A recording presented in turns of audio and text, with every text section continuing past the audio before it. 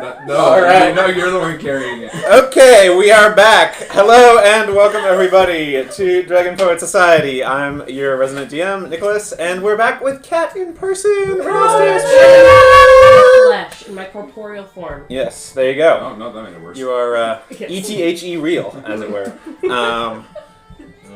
Yes. In any case, we're picking right back up with our Lumoria campaign, and I'm just going to jump right into the recap. So, when last we left off, the party had escaped from the Brimstone Den with their exhausted allies in tow, along with the zombified body of Flo's former captain, Brixton Blackmist. As the group gathered up his magical gear and did their best to lay his body to rest, Flo had a rather mixed and emotional reaction, understandably, to the recent events and revelations. In the same vein, she very much wished to take the body with them, though the group was able to discourage her and carry her away effectively. What do you mean effectively? Literally. Yeah, and obviously to avoid some of the delays and legal challenges that carrying that in the open streets might have That would be a good caused. party name for us too. Delays and legal challenges. There you go. It's open to change. You can register it into the different Lord Bright office. But in any case, you guys continue to investigate where you were and found dead rats put on ice, some very long forceps, some other unusual things but in your sort of musty little room that you guys were in. Eventually, you guys mustered the courage to ascend the staircase up, and inside, at the top room, the cackler overheard an individual cursing in Undercommon and fleeing the scene amidst a darkness that not even Tennille's enhanced dark vision could penetrate. Nor could dancing lights enter that area. After a time, though, the darkness did fade, and it revealed a mostly empty warehouse, rather familiar space for some of you, and you guys investigated the office that was atop of the sort of center space warehouse area, some of the other tables and drawers and things like that that were found, or crates, doors, and all that. The cackler found a smattering of papers, also written in Undercommon, that the party determined later on to be bills of sale, including a wand of restoration, kind of linking them to some previous events that the party got tied up in. Slate was also able to discover the ruined bodies of several individuals showing signs of acid damage, similar to the gnome that they found in an alley several sessions ago before their heist into Quipper Mansion. As the bloodied and bewildered headed back to Kelnar Manor, the cackler cut the purse of a snooty noblewoman and found a fair stash of gold and platinum, along with a strange copper coin. Heading in for some much-needed rest, the group discovered that both Uncle Galen and Annetka's parents were still out and about despite the late hour. Amidst his sleep, Slate also had a strange dream experience there at the manor that left him pointing in two different directions. But one thing was sure, someone or something wants him to go south. After bathing, resting, and researching, the group was beseeched by Captain Ogun Starcrown, a veteran Soulsguard captain, who had been investigating these pink tooths, as they are known on the street, those whose mouths and teeth are pink and rotten, and seem to have carry an acidic bile, matching up with the symptoms that you guys had seen before with that gnome and some of the other things that you've seen since.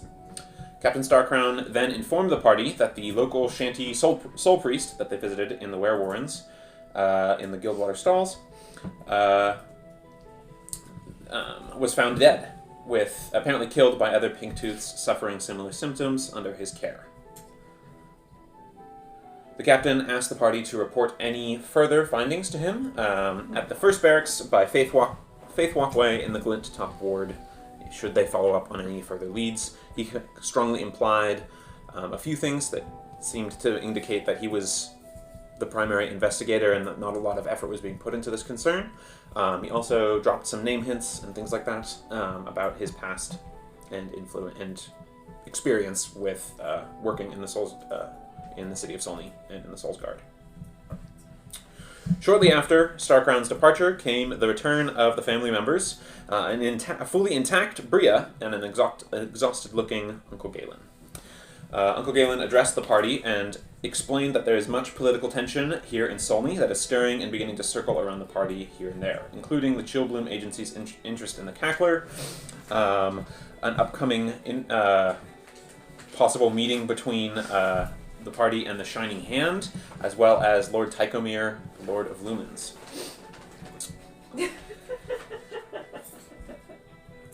Before heading off into his office, Uncle Galen rather tiredly rattled off a myriad of other political troubles that seemed to be coming around Sanctus and its neighboring nations in the wake of the Flicker attacks. Things like disappearances of wandering justices, even some of the Twilight Dawn agents that he works with, even as going as far as to mention a few cloud carvers who maintain the weather in the fixed bands of day and dark and light and warmth and cold, along with their Rainbow Knight protectors across Umara and Verda, and even fringe sections of the nation of Sanctus. Now Solney is in for a late but very needed rain, courtesy of the Cloud Carvers here at the Mist Gardens. In conclusion, Galen suggested that the group tread with extreme care as they navigate these waters, and perhaps leave the city soon. He also seems to, after talking with Bria and Nadia, Anetka at least uncovered that it seemed like Uncle Galen pursued some sort of personal errand after aiding Bria in her visit to the church to regrow her lost limb. No one seems to know exactly what it was, but he seemed to be especially tired after returning from it. With the Midyear's turning right around the corner, I believe it is the 89th turning of the second shard, so just on the Midyear's turning cusp, 91st would be that. There's a laundry list of shopping items to get done, an even longer list of interesting worries. The group now has to decide where their priorities lie, what best preparations to make for the forthcoming meetings, and what else they want to do here in the city. So with that, we are at the start of the 89th turning. You guys have had a quick breakfast.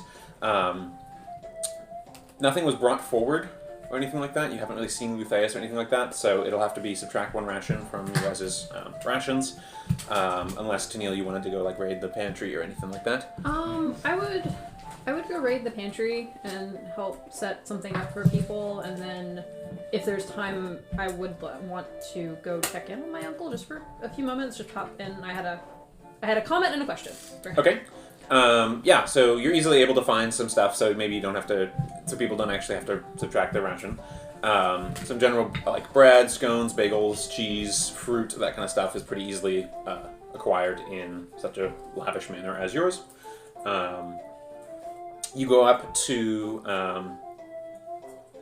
Uncle Galen's bedroom and notice that it looks completely dark.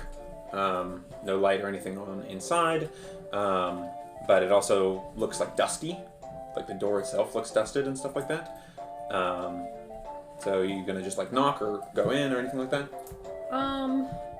He went up to his bedroom is when we... You remember him saying that he was gonna go up to, or he would have said that he was gonna go up to his office, not his bedroom. I'd go to his office then. Okay. So you go up to his office, door's shut, you climb the nice marble stairs up to the higher level tower that his office resides in. Not very gently. And you just hear a very tired, enter. I'll go in. You see Uncle Galen looking extremely ragged and disheveled. Sort of his nice crisp robes are very frumped and looks like he hasn't gotten any sleep for a couple nights now. Bags under the eyes, droopy. How I look in the morning, basically. He's sitting behind a desk with just piles of scrolls and letters and parchment. He's furiously writing. It looks like there are two other pens writing on their own accord as he's writing, maybe a copying mechanism or some other kind of magical bureaucramancy that he's practicing there. He's got several stacks of very thick tomes on his desk, and all the windows are shuttered and shut. So it is the fireplace is crackling with very dim coals there, just behind his desk. Kind of go in and shut the door and just jump right in with, I feel like I should apologize, even though it's probably far too late, but I realize I've been a little shit. And... That is perhaps one apt description. And I'm sorry And I wanted to let you know that if there's anything outside of the city that we can do to help, they may look like a ragtag group of morons, but they're surprisingly competent, and I think that we could be of help. And if there's something we can do, please let us know. We could at least help repay your kindness. Thank you for saying that. I appreciate the offer. At this stage, I would suggest that exercising caution and taking a carefuler step within the city's bounds while you're here would go a long way, but not all of my tension is coming from you. I appreciate your candid admission. Apology accepted. As for any other services you might be able to render, information would be of value if you're able to make contact or send a missive. Should you go south, that would be very helpful, particularly in the border cities and beyond. Our knowledge seems to be rather strained as tensions worsen between the two reaches. Would it be helpful if I left you an account of what we found in Bright Meadow? Bright Meadow has already been investigated with follow-up forces that arrived shortly after what I imagine was your departure. The 13 seats and the Mirror Blades have conducted severe cleansings and investigations and quarantining of those various areas that were struck by the initial attack. However, a direct report with some of the confrontations that we were able to get are fragmented from the individuals who survived with their minds intact. So any additional report that you'd be able to submit to me would be helpful as well, yes. Okay. I won't take up any more of your time, and I'll kind of back out and nod and shut the door. He just continues at his writing and stuff like that, very furiously and avidly. Okay. So, you close the door, and you think you hear just sort of like a soft like sigh behind, but otherwise carry on down below. Head back downstairs. Yeah. So you guys head on with your breakfast and stuff like that. While you're doing that, did you want to identify the items like we had talked about? Sure, yeah. Okay. What 3 would you like to pick? You have 3 uses, right? Correct. Okay. So we'll do the coin, we'll do Tennille's mystery dust. Okay. And then we got 3 potions. One that looks like it's blackish fog. One looks like a red bead that's like expanding and contracting. And then another one seems like it's like boiling red liquid inside. Orange. More like orange, I guess. The contracting bead sounds interesting. Okay. Sounds good. So doing your same like mental experience where you're ascending to this like library desk in your mental landscape and are able, like a book in front of you like appears and flips to a particular page where the items in question are outlined on various different pages and with descriptors. The coin will do, because it's my personal favorite, is the Gambler's Coin. Requires attunement. The attuned user can use a bonus action to wager 5, 10, or 15 and then flip a coin. Or roll a d20 if you're lame. 1 through 10 is tails, 11 through 20 is heads. On heads, you regain hit points equal to the wagered amount. Any excess becomes temporary hit points for an hour. If you get a tails, you lose that many hit points.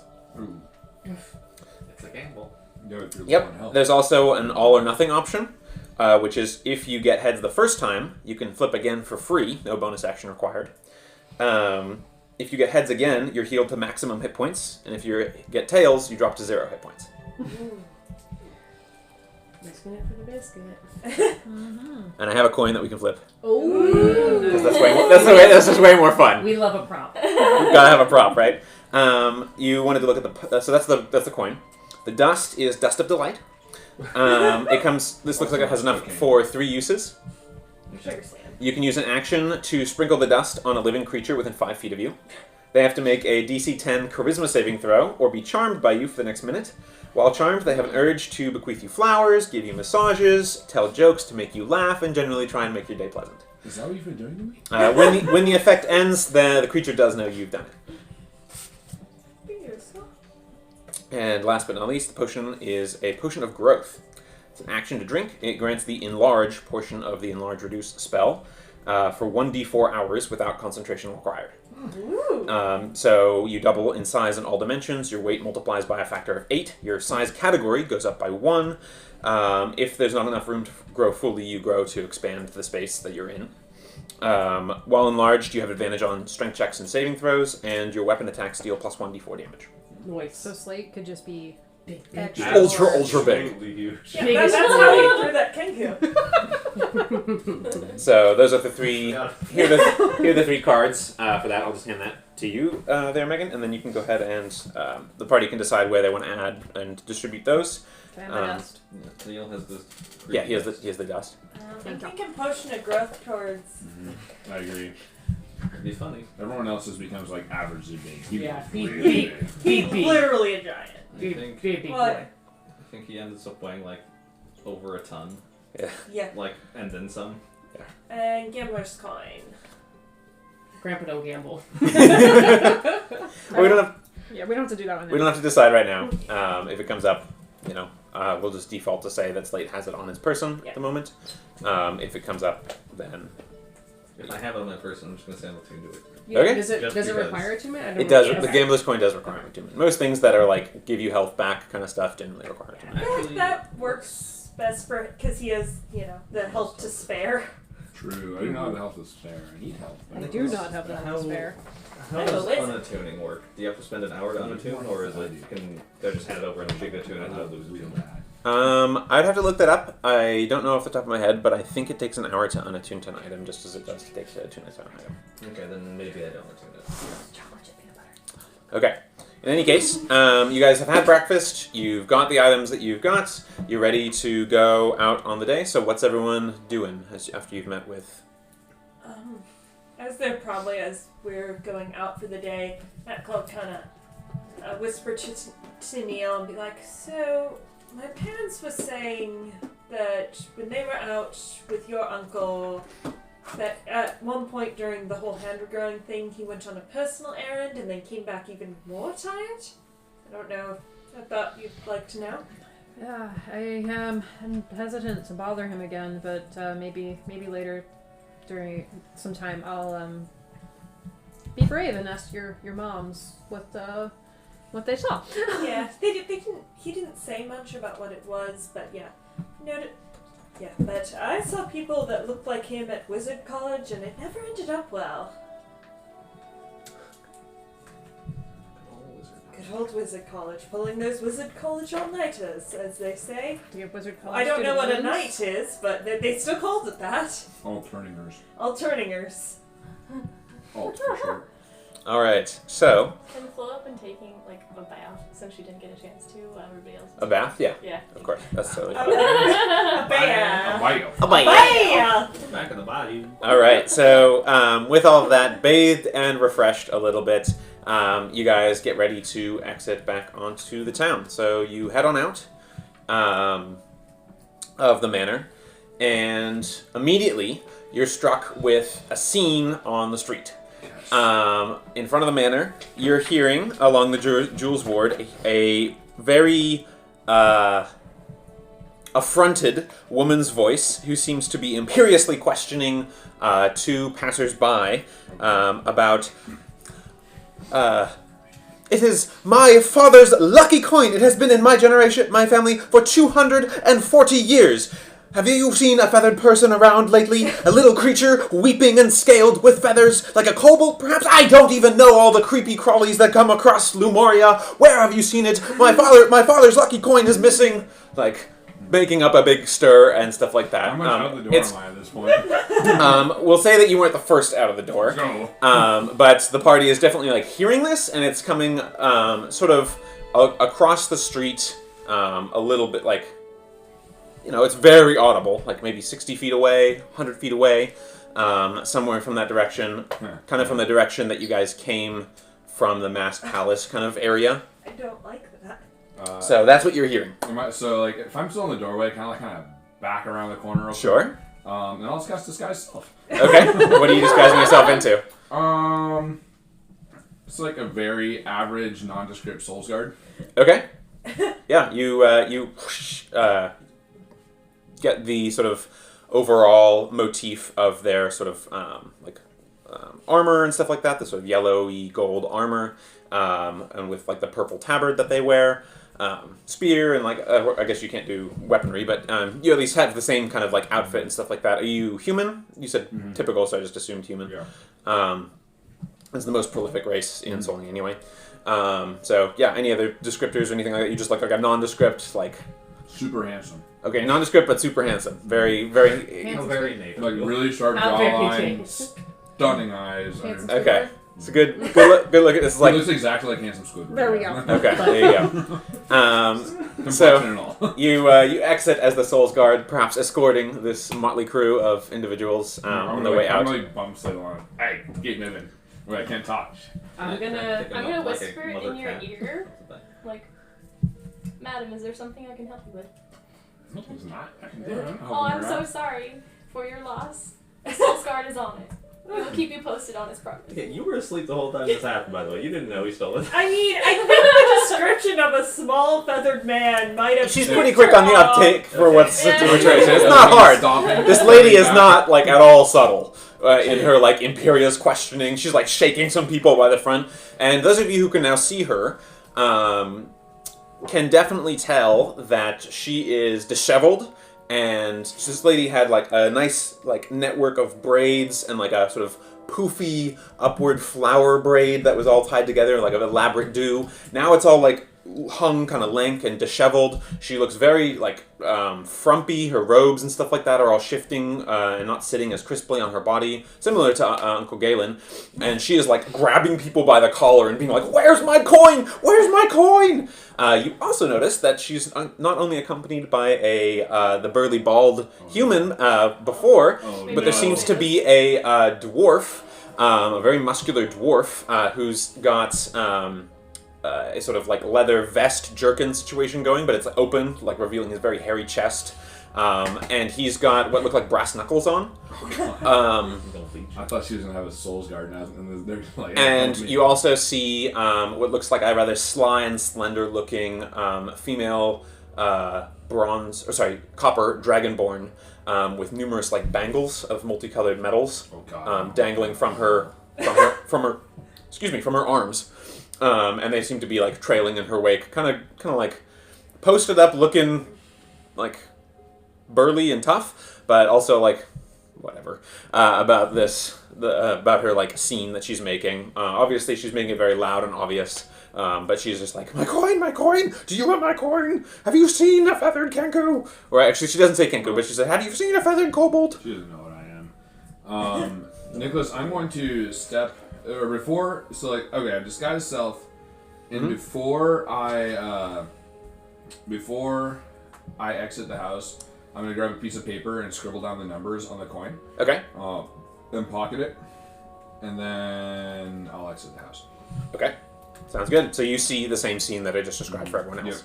Yep. It's a beautiful, unlike other streets in Solny, you're in the Jewels Ward, so stuff is manicured. There's like curved paths and fountains and statues. There's trees. The buildings aren't so packed together closely. So that's kind of what you're seeing overall. And everyone else is kind of just like, who is this crazy person? And moving along. Is there a footman? A footman? Yeah, at the Kelnara house. Is there somebody? There is not. Okay. The Kelnara family, as far as you can tell, does not have any servants of any or servants or waitstaff. Lutheus tends to take up a lot of those duties, but otherwise self-maintaining family. Well, It's respectable. before we go out, I think I should put this rat in a sort of cool space so it doesn't rot in my backpack. Do you have an ice room? That process has improved or has carried on. I would like to keep it I'm not ready to get rid of it yet. Is there a nice room where I can help? There would be a series of ice chests in the cellar. Yes. So you'd be able to secure it there. Commonly, these are artificer-designed things, or designed to have particular. It's a very extravagant thing to own. Outside of, you did actually see some in Bright Meadow for transferring meats and stuff like that over this direction. That's right. But otherwise, they're like permanently enchanted with like a chilling effect on them. It's pretty extravagant to have one, let alone three, which is what you guys have. But you're a wealthy family, so you can get away with that. I know it's asking a lot for a dead rat, but I'll try to shuffle as much into the other two as I can so that the rat is by itself and not like sticking out the Okay, rest there's of like the nice meats and like prime rib and all that, and you're just like dead rat. Just like muttering the whole time, Theus is gonna kill me. Oh god, Uncle Galen's gonna kill me. Flashbacks. Of course, we'll like leak out a little bit first, so the like frozen blood pool surrounding it. Yeah. You know that there are very Frozen strict juices. UFC regulations. sorry, I just wanted to do that before we left. Yep, it's rat is secured. Okay. So you guys head on out. Yeah, the lady's still there, kind of like doing that. She's kind of coming to your guys' direction on the street, but there's like multiple people. She's like stopping, and this is sort of the same region that you were at where the coin was lost. And so it stands to reason that this is the part that she would be investigating. No. So, is there anything anyone wants to do? You said there's a fountain nearby? Yeah, there is. Are there coins in that fountain? There are not. Um, That's not a custom in this part of the world. how close am I to this fountain? 30 feet? Is it between me and her? Yes. Interesting. All right, carry on. How is Flo looking this morning?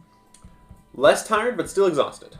I'm gonna. Also, however you want to Yeah. also describe, but I would just say you lost a point You of no longer exhaustion. have exhaustion. Yeah, you still have several points, just fewer. Yeah, Doesn't look like Oh, I'm that's dead right. all the Just time. kidding, yes. I'll go up to her and kind of offer her my arm. Like, need some help, Flo? Sure. We'll walk arm in arm. Yeah. Anetko messaged the cackler. Do we just want to? I think if we speed walk by, she might not accost us. And she kind of signaled to everyone else, just like flight attendant. Just like, let's go. I'm gonna write on just a piece of paper and hold it up to Slate, whisper in my ear, unhand me, woman. I don't know if I want to do this.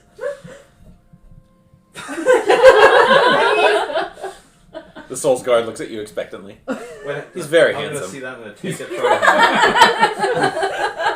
I'm gonna take it from him and hand it immediately over to Anika and have her say it. I take it back. Male voice. I hand it back. She hands it to And Renas. without even looking at it, Renos. It's like pass the parcel. I just kind of look at Okay, Flo. now I'm staring at I'm it. gonna like snatch it as a hand and be like, unhand me one. But do you say it in like a male voice? Unhand me, woman. No, I just say Unhand me, it. woman. Wait, I just talking in male voice. I haven't just spoken. I was kind of hoping you would say that. That'd be funny with your voice. But It'd be funnier, but is this a situation we want to play yes. at? She will. Of course we do. She will whisper, "Unhand me, woman." I have two voice options. I can go into tentative. Please do. Unhand me, woman. They're making their way toward you guys, but the direction of shops and the major part of the rest of the city is kind of down the street from them anyway. Yeah. So We're 100% giving this away that he's a Kenku. Okay. So, where first? Well, I saw the outline you were writing this morning, Tennille. We need to return the clothes. I would like to go to the magic shop and then to the yarn store. I think you said you wanted to go to a bookstore. Or like a library. Or like I would also. A bookstore. There's someone we could talk to at the bookstore that I just remembered. Have someone to meet at the Little House of Love or something? Is it a Little House of Love? Well, I mean, maybe. We'll You see. asked, and I have told you she is married and not interested. That's alright, Grandpa. We'll find somebody. Yes. Okay, a man is patient. Maybe the I'm big gonna house of butter. I'm gonna write a note to Tennille, and it just says mask store ? Mask store? Mask. Like a I take it back. I would like to purchase, and then ... a mask. Sure. Okay, I'll add it to the agenda. Do we have a graphical representation of where these items are by chance? That's called a mask, actually. Yes, I know. Plus, I can scribble on a piece of paper with an X on it. Yeah, I only have this one's only in black and white, unfortunately. That's but you can okay. at least get a sense This one's only based in black on. and white. Hopefully, you can read some of When the you stuff. create But the Jewels Ward is up in the It's like a upper region over here, where you guys are now. The Whitewater Square, where you guys could have started. We've got hello people at home.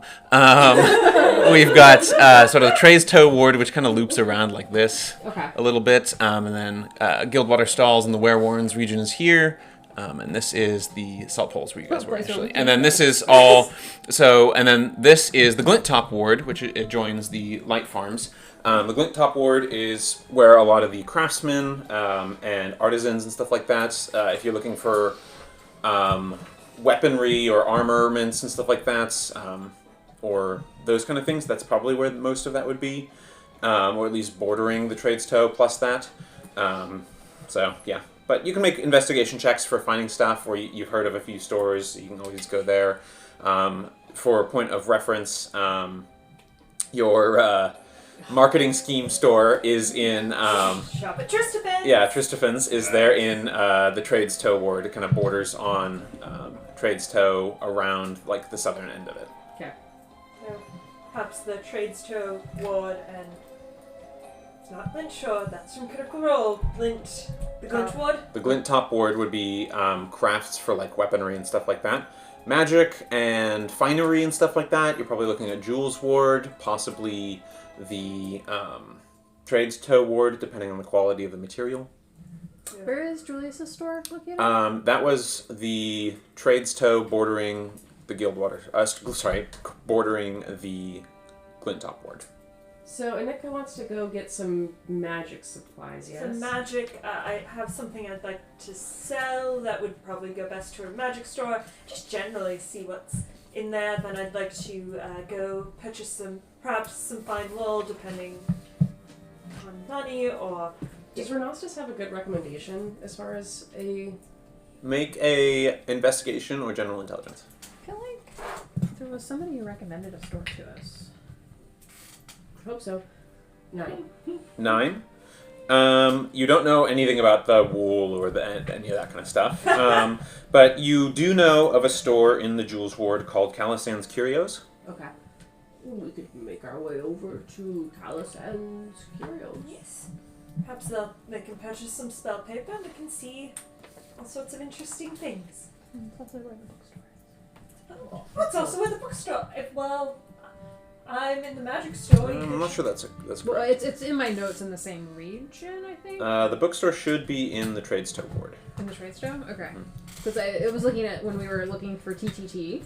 Mm-hmm. That's closer to where the bookstore would be. Okay. Alright, well that's here. Togas, tunics, and try-ons. We'll hit the bookstore. That was Julia's. Yeah. So. We are going there at least. All right. So I heard a couple people want to go to the magic shop. Are we splitting up, or are you all going there? Yeah, we can split it. I don't really have any need. Some of us could stay in the Jewels Ward, the magic shop, and the wool shop, while some of us go to return the clothes to Julian and hit the bookshop. I offered to go return the clothes. They might sell masks at the clothing store. Did we see masks at the clothing store? There were a few, but you know that there are other stores that will have a wider selection. Oh, okay. Never mind. I can still go, but you guys will just notice throughout just my whole demeanor, like my eyes are like open. Like I am looking at every face that is passing me. I am like. Make a perception check. Okay. Perceive it. Perceive it. It's not bad. You didn't say no. What's Flo doing? I didn't. It's true. While we're walking along, she's actually I like know, go right? up to Ren and like just give him a big hug. But at that moment, you notice like her hair's pinned back, so you can see the earring like in big show, and she made sure you saw it. And I'm she in just the like looks box. at you and is just like telling thank you without words. Pat, grandpa hug. Yeah. Are you like 2 feet taller than her? I am very And I tall. also do that. Oh, It's more like a pat on the head. sneaky. Uh-oh. Sneaky snackies. Yeah, if you saw. Yeah, I'm not going to read it, but obviously, you know what I mean. Yeah, go ahead and make sleight of hand. brother. If you're trying to pickpocket me, I will. 19. 19? Probably trying to sneak something into my pocket. Okay. Yeah, I would say it's successful. Did you want to make it obvious, or No. like upon convenience later? Never. Like found on. Later. Okay, later. Got it. Duly noted. Okay. What was your roll? 16. 16. Okay.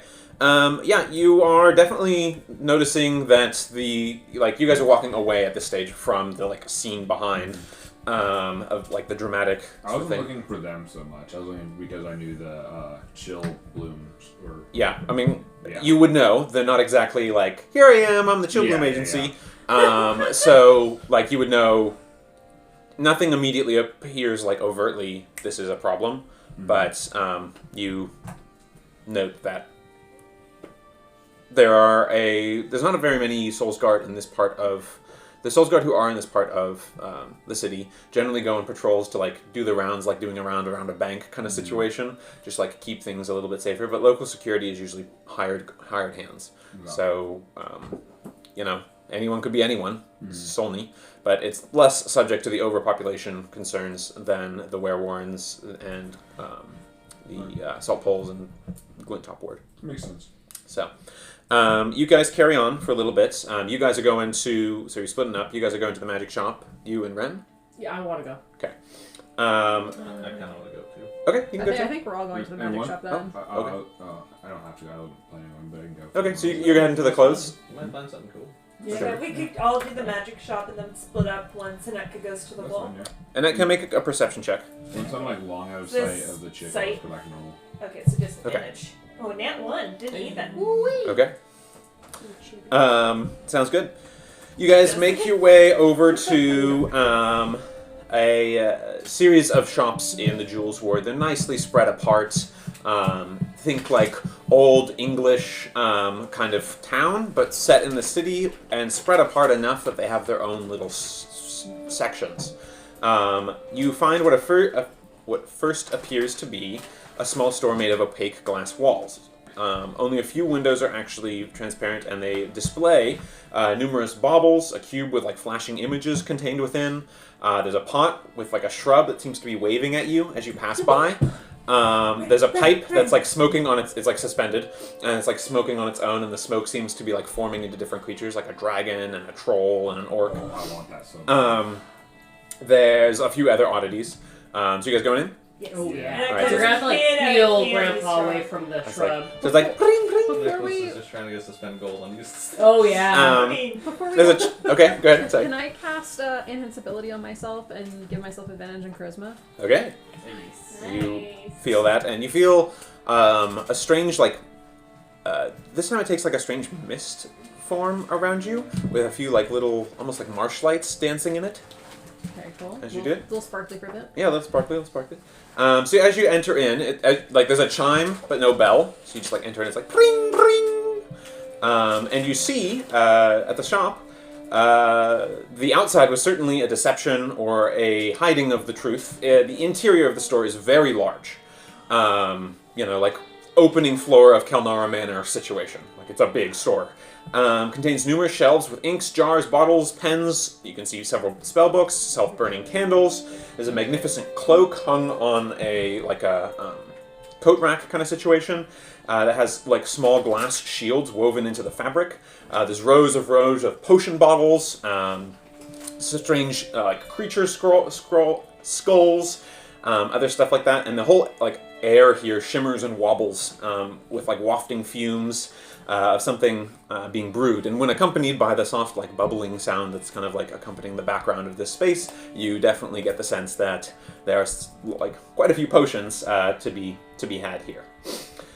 Behind the counter is a very tall and thickly built, just thick neck, thick shoulders, thick everything, kind of thicker around the belt line too.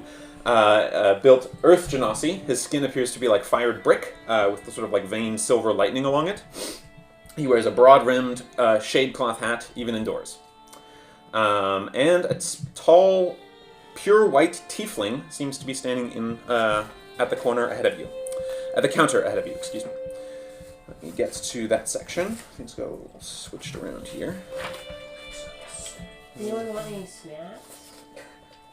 Okay. Like In rats. or out of character? Oh, sorry, add character. A bag of like Trail mix. Yeah. Werther's Originals. Werther's Originals.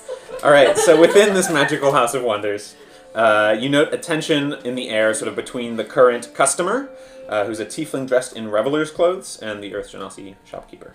A tiefling appears to be quite desperate. You can see she's got like jagged black nails that are clutching the glass counter, like causing a grating screech to like interrupt the otherwise like peaceful aura of the room.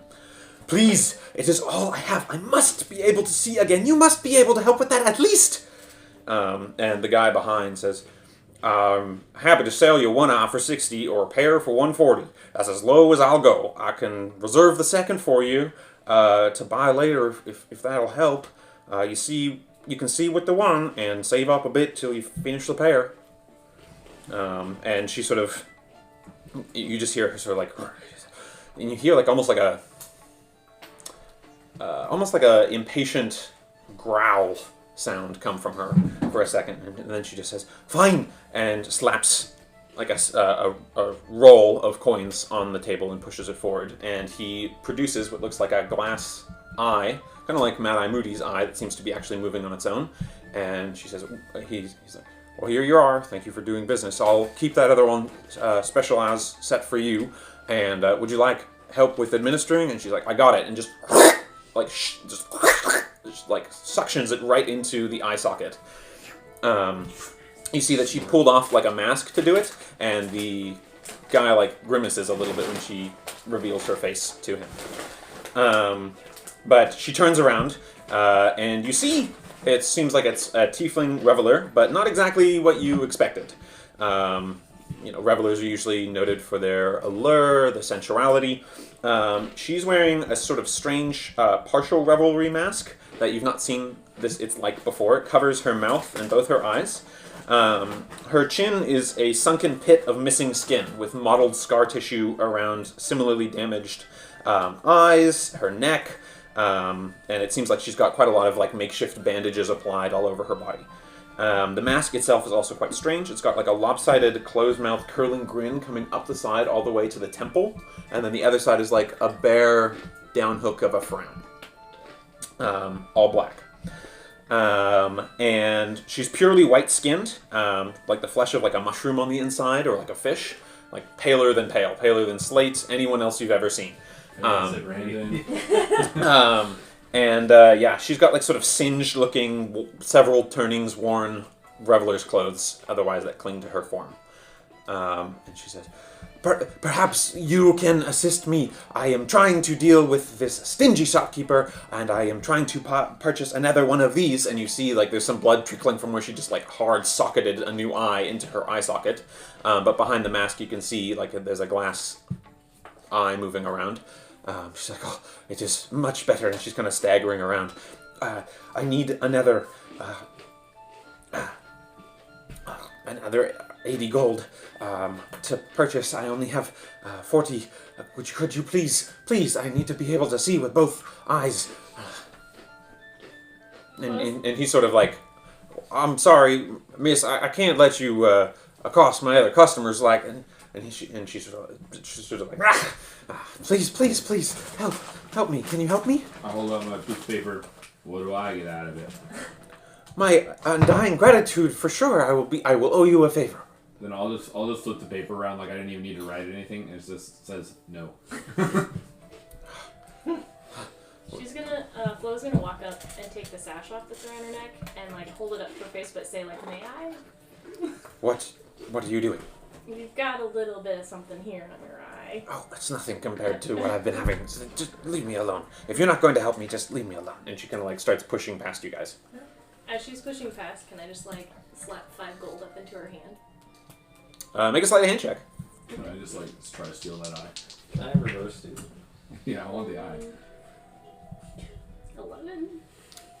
Like a coin clatters to the floor as you do it, and she like jerks her hand back, and she turns around wide-eyed. Well, I appreciate your contribution. I am Artemis. Apologize for the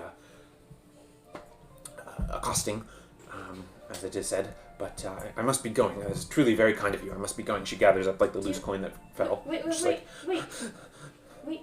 Like, and you can see as she bends down, you can see the back of her neck is just like tons of like pitted, damaged, like burning or scar tissue. It's unclear.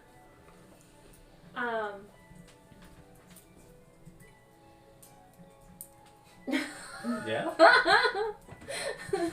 Before you go, what happened? Are you okay? Like, are you physically okay? You're dripping in multiple areas from your face, blood coming out in your neck, and do you need some medical attention?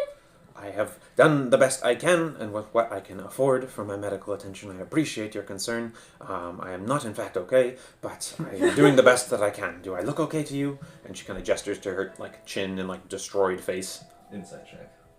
Like an insight check. I'm kidding. Okay. What matter of affliction has happened to you, Artemis? Affliction? Something... Cannot speak.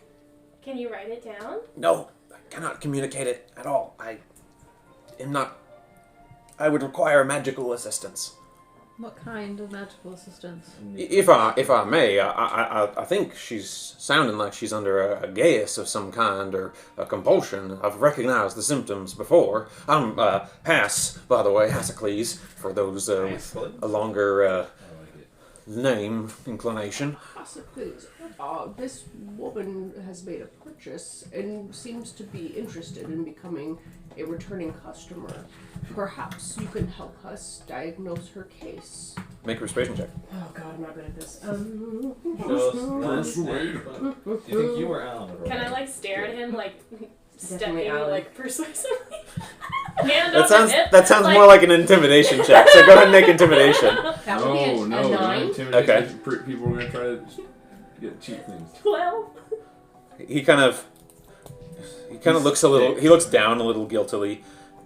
Like I said, she appears to be under some sort of geas, powerful compulsion magic, preventing her from speaking. And she's like, "Yes, my lips are sealed." Do you... Hass? Hassocles, as it were. Pleasure to meet you. Pleasure to meet you. Welcome in, by the way. Sorry for this whole situation. Quite awkward. Do you know... You have experience. Is she only able to not communicate via typical means, maybe with a magical message? Do you think she would? It depends on how well the purveyor of such a thing, which is illegal, I should manage, violates the limiting law by several degrees, I should think. But in any case, not that I would know too much about that, but in any particular case, it would depend on how tightly they worded their compulsion as they laid it upon her. I'm very sorry, my dear. I'm very sorry. It's not something within my skill to relieve, but it might be something that further assistance could be rendered from someone with powerful cleansing capabilities or someone who has perhaps the church. It's not really my area, and they generally charge for such services. Well, she'll pull out her yarn, start finger knitting, and cast message towards the tiefling in Infernal. Can you talk this way, friend? My lips are sealed. Okay. Please don't. And she kind of, like, you hear almost like a different voice responding to that. But she's like, please, I just need to, please, thank you for your help. It was an accident. It's okay. And she's kind of like downplaying the situation now. As she kind of like staggers a little bit and is like still readjusting to being able to like see again now. Plus like the forceful injury. She's like, please, perhaps I can buy you a round of thanks or something like that later down the line, but I really just need to get going. And she starts like pushing past you guys to get out the door. Well, if you are looking for a place for board or some assistance, we have a friend, Cassiel, in the Salt Poles, who might be able to help you out in more ways than one. Well, I can't afford anything. I'm out of work now. I can't be a reveler like this. And she's gesturing to her face and like... Redoxus will, 1 second, and kind of dig in his... this should do, and he'll give her 5 gold. But I will be asking you. Cassius if you Cassiel. Cassiel. And Renastus, in typical Renastus behavior, I'll get the name wrong. I'll be asking Cassiel if he's seen you.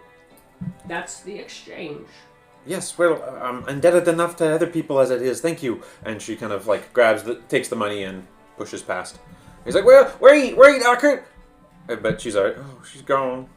I feel right bad about all that. What were you gonna say? Well, I was just gonna say that I could, as someone of enchanting capability, might have been able to study her a little bit further if she calmed down enough for me to take a once over. But I felt a little bad. I do have to run a business after all, and I gotta earn my keep. Is there a time that she could come back that's better for you? That's better for me. Well, I'm happy to do it now. It's just that I'm she gonna run after ran her on and it. try and- Remember, you're at half movement, so you're Well, like stumbling I'm gonna be out stumbling to try and go afterward. get her. But you see, as you like exit, she is like full on booking it away.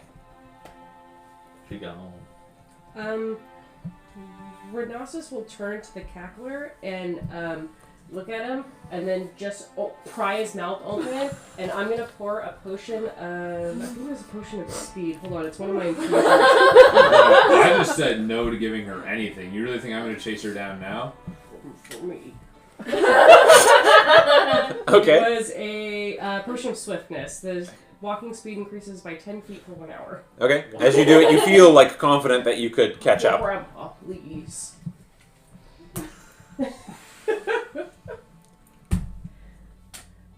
And he'll sigh and put a gold piece in his hand. And I'm gone. Okay.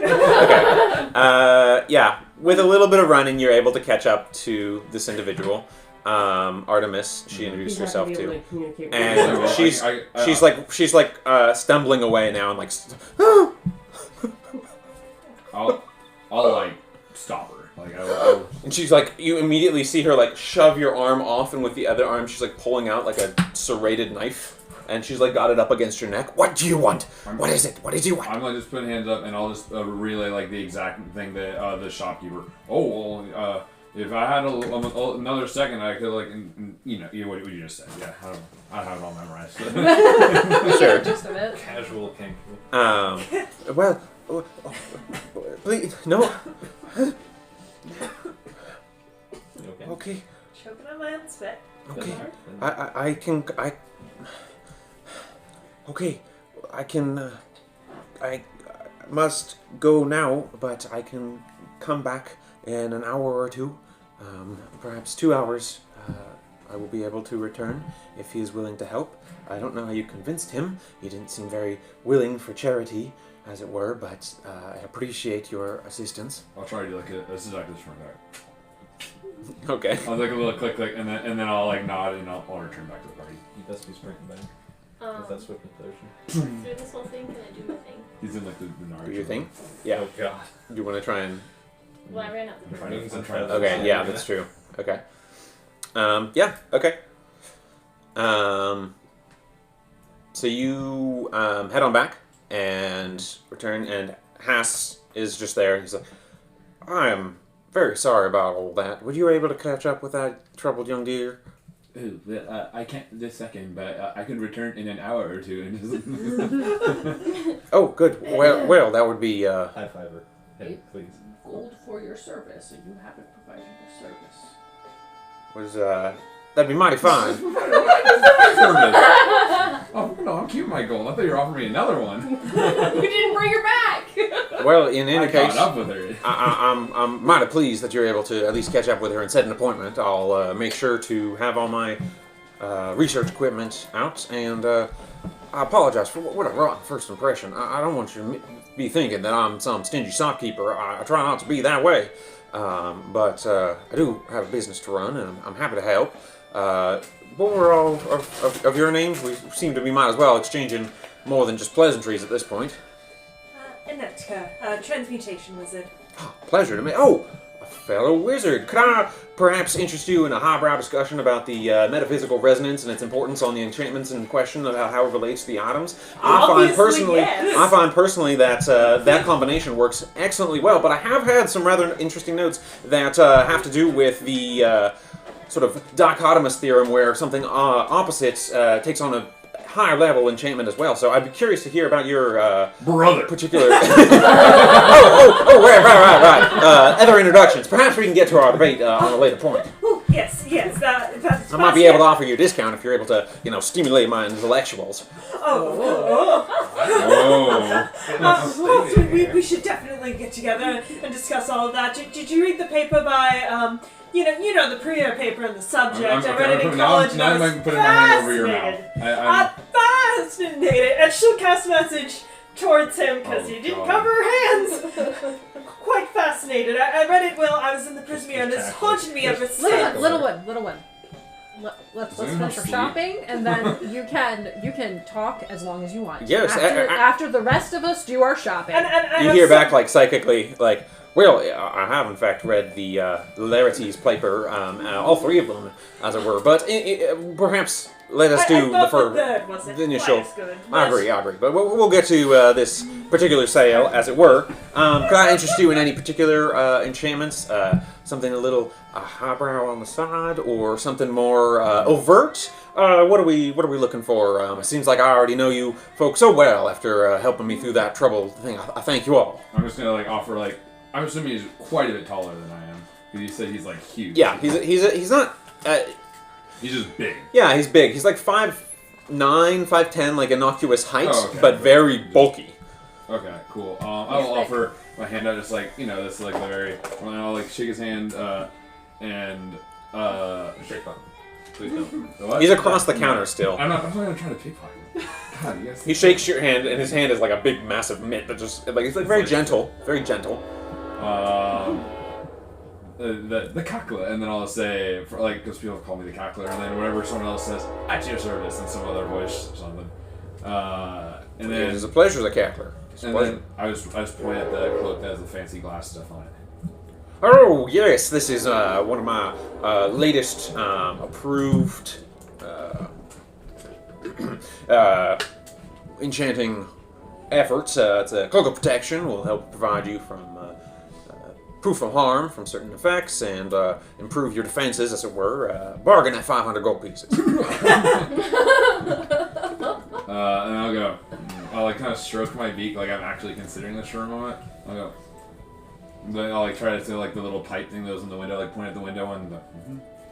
Oh, that would be my pipe of smoke monsters. That's a bargain, and it's 95 gold. I'll Hang on. Let's give everyone a chance to ask for other stuff. Well, this is more of a thing I'd like to sell than a thing I'd like to buy. Right. Well, I do some sales, but some purchases. What do you have? I came across, actually, I was given as a gift, some of this spell paper, and my spell book and she kind of is sort of indicating the big, bulky scar, is a little bit different. So I don't quite use paper, more fine wool. So I was hoping I could perhaps sell this to you, since I know. Well, that is a sight to see. Hooey! I do enjoy seeing something of that nature. Something very unique, specialized. I once knew a fella who tattooed all the magic he knew straight onto his skin. He was a good-looking fella. But as for that, I don't sell that kind of things. You might try. Oh, let me look. And he pulls out a couple scraps of paper. A few he conjures from midair, and he's no. And he banishes them into little dusts. Oh, right. The dove's tail. The dove's tail. He sells magical weavings and whatnots that might be able to be along your way. But yes, I will buy spell paper and that sort. I also do appraisals for other magical items. If you have them, I can identify them for you. I can get further information if that's necessary. I might be able to throw that into a well-struck bargain. But in any case, yeah, I'll offer you a good 40 gold for per spell level. Sure, you can't do 45 for a fellow practitioner of the magical arts. Make a persuasion check. Ooh, girl, get it. We're gonna pass one persuasion check. We're gonna do it. I flirted with that guy. I got us a boat.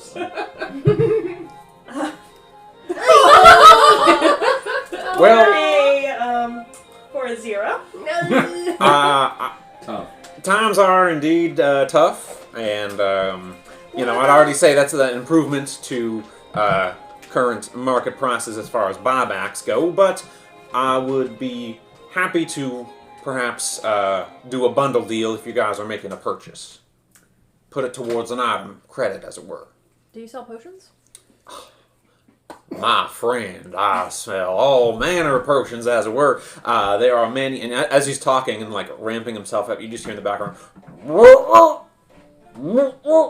of like a human making like a croaking sound. I do apologize to that. Yeah, what a rotten impression. I'll be back in just a second, Calisan. I'll feed you your flies in just a minute. As it were, it's the previous owner of this store. I was apprenticing under her, kind of getting my legs under me, and she drank one of my potions by mistake, and now she thinks she's a toad.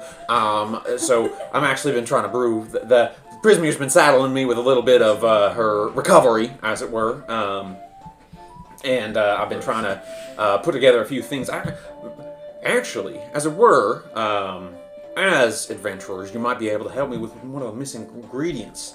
I need some skin secretions from the amphithals. They're the giant and rather intelligent great toads of the north.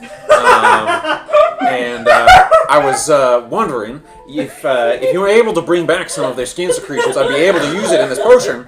And voila, she'd be perfect right as rain.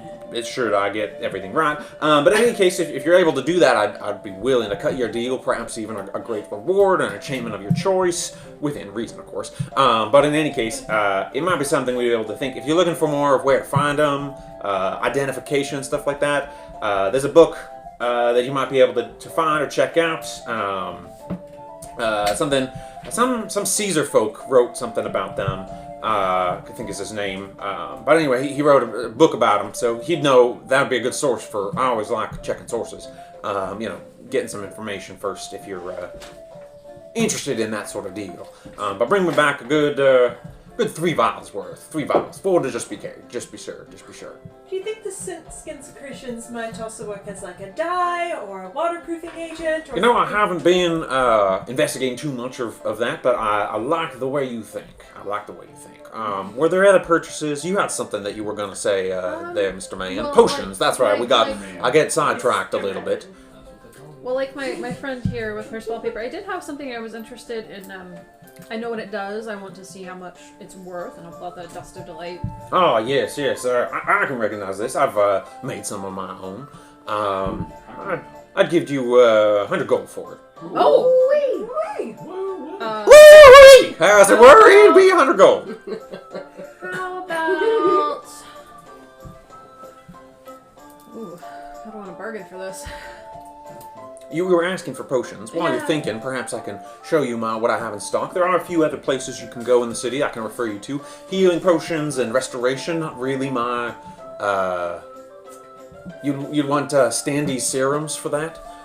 Down in Tradestow. She's nice gal, Standy. We have coffee every now and then.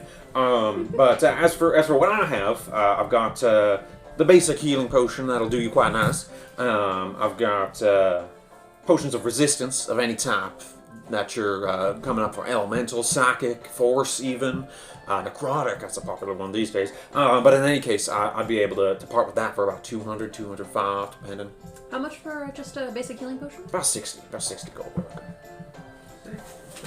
How about, I got scrolls, too, of all sorts, consumable items, and a few books, a few items on display. What are you looking for? What can I find for you? I'm interested, mayhaps, would you take 55 for that potion, and I'll sell you the dust for 45. Kind of coming out to an even. Make a persuasion check. I don't have advantage because I cast ability on myself. Woo! Doesn't matter. Not really. That's a 10. Better than it could have been. That's okay. Well, I could consider that bargain, but maybe if you lumped in with your friend and made a larger purchase, I could cut you a better deal. You said you had scrolls and spell books. How much would the average scroll? Fresh out of Wizard College, still in Wizard College. Oh, did you go here to the Rainbow Complex? Yes, I did. Oh, interesting. Okay, I didn't. But anyway, that's a different story. You were looking for an average scroll. Well, there's no such thing as an average enchantment here at Calisand's Curios. Hasicles does not do average. How about The nerve. how about high quality but low price? Bargain. You get what you pay for, after all. But I have a scroll of cheapest I got, Fog Cloud, 45 gold. Moves up from there in price as we move our way to the door. That would be we got Grease. And the spell scroll for the spell. Grease, 75 gold. Color sprays around 60, 65. Arcane Lock, Animal Messenger, getting into the low hundreds. Protection from evil and good. I got a few very... oh no, I just sold that one, didn't I?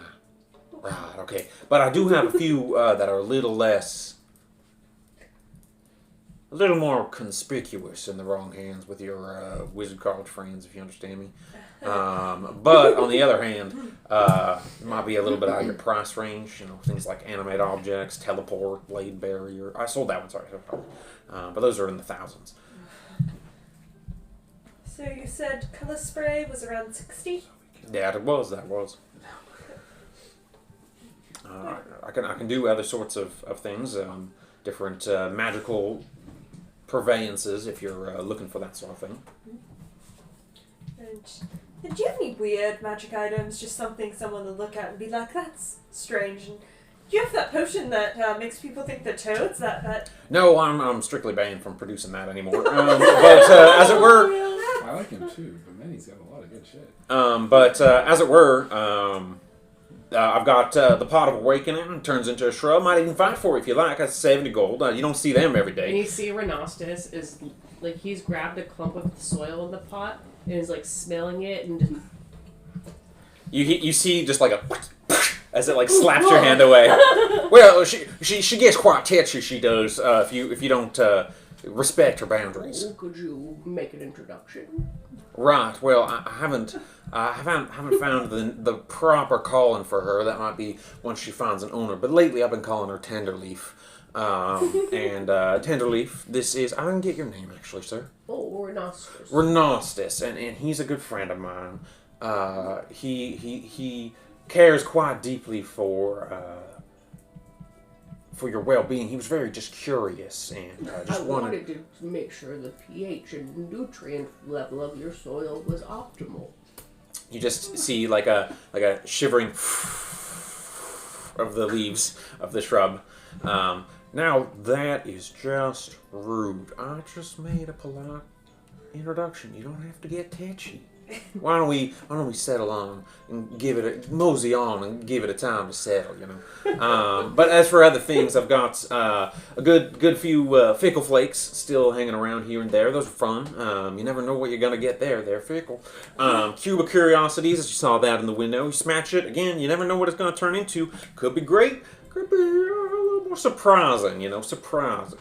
I've got, if you did want to convert to spellbook type thing, not that I'm dissing on your style there, but I have an enduring spellbook, waterproof, fireproof even, last you through any kind of adventure. It's been popular. For those evocation wizards? Oh, yes. Fire everywhere? Oh yes, they're a nightmare. They're just the nuts. And they're so pretentious about it. Absolutely. But in any case, yeah, and I've got something of higher brow, but it seems like we're on a budget here. Perhaps if you returned, I mean, I've got wands of secrets, immovable rods, lanterns of revealing if you're worried about invisible folk. So, you know, we can work out something over, I like long-term customers here, long-term. Did you say that your Tenderleaf was for sale? Well, as it were, yes, about 70 gold for the Pot of Awakening, yeah. No, we're not giving. Not We're buying not coughing another in gold to get another moving plan for you. I didn't know that you knew all those words. I wrote it down. and I will write down. I wrote it down. In any case, you're welcome to come back. Like I told that young lady earlier, if I can put an item on for one turning reserve, I've got a fellow who's got a sword. I've already commissioned. I do commissions as well. If you have a particular item in mind, let me know, and we can make it happen. Come back. We're friends here. We're friends. I quite believe that. Do you? I do. I'll just respond. We're friends here. That's right. Speak the language clear. You do. I like it. I don't think we can afford much here. Yeah, but I would like to sell that spell paper, and maybe at some point when we get more money, I could come in and talk about that scroll of color spray. It's always struck me as such an interesting spell. I agree. Very underrated. But yes, that sounds lovely. And did you want to do your bargain lump deal? I would. How about my dust, her spell paper, for a single potion. Let's say. I'm trying to do the math, to make it make sense. So 50. What I want to get out of it is 55 for the health potion, and how much did he offer for her paper? 40. 43 for her paper. Make a persuasion check. Nope, 9. I'll stick to the solid 40, but I'll consider you for further investments. Oh, how about I we'll just sell the dust today then. So No potion. No potion? Before we do that, speaking of potions, Yes. we have. Are your identification services? Do those? Would you be willing to? They come free, one per purchase. One per purchase. Okay. But otherwise, I charge 5 gold. So what if we were looking to maybe, depending on the nature of the potion, sell them? That could be, depends on the nature of the potion. Well, are you willing to identify them and we'll go from there? Make a persuasion check. Oh god. He doesn't have to tell us. Just say don't tell us until you know if you want to buy it. He identifies. He doesn't have to tell us. I think it's him casting it as the. Well, I know, but it's still. Okay. 19. There's someone who persuade me here. You're an interesting mix, and you've piqued my curiosity. I'll give you that. Bang them on the counter, and I'll give them a look. Freebie alike. Alright, so we know what this one is. I'll put the enlarged potion down. Yeah, I made one of them last week. So, Weeks in my country. You folk don't do weeks down here. It's all weird. and then there's I'm this- from Numeracy, but that's another story. As he's explaining, I'll put them down. Well, I like the look of this one. And he pokes the one with the black smoke in it. He pulls out a pair of goggles and he clicks and it goes, and there's a huge series of This guy's straight up a Looney Tunes. enlarging. Yes, I thought as much. And then where? What's the name of that rooster again? Well, Foghorn Leghorn. Foghorn Leghorn. well, they're rare, them. All right, so the potion of growth, yeah, that's something. What he got here, and he points to the boiling orange one. That's a potion of fire breath. And get 3 breaths out of it, or a minute, or an hour, or whatever, some amount of time. Time's all relative, as it were. That's in the paper. Yes. I'm working on it. But that's another one. Not as, but it's maybe on par with the growth, somewhere in that same region. As it were with this, though, this is bottled black mist, not strictly a potion. It's a rare, dangerous substance coming down south, leaks out of some geysers and regions down by the Nightball. Very sketchy stuff to collect. Has a few myriad things that can create a kind of impenetrable darkness for a wide spread. If you drink it, you might be able to gout out that sort of stuff, but it can also turn you into a cloud of mist to navigate through tight quarters, that sort of stuff. But it could do a number on your insides, necrotic stuff. This is so it's comes out of a dangerous thing. But I'd love to study that sort of thing. I might be able to cut y'all a deal if you're, pardon them. I mean, I'll bang you a good 70 gold each for these other ones, but this one, I could go for, 150. Ooh. Starting to make monies.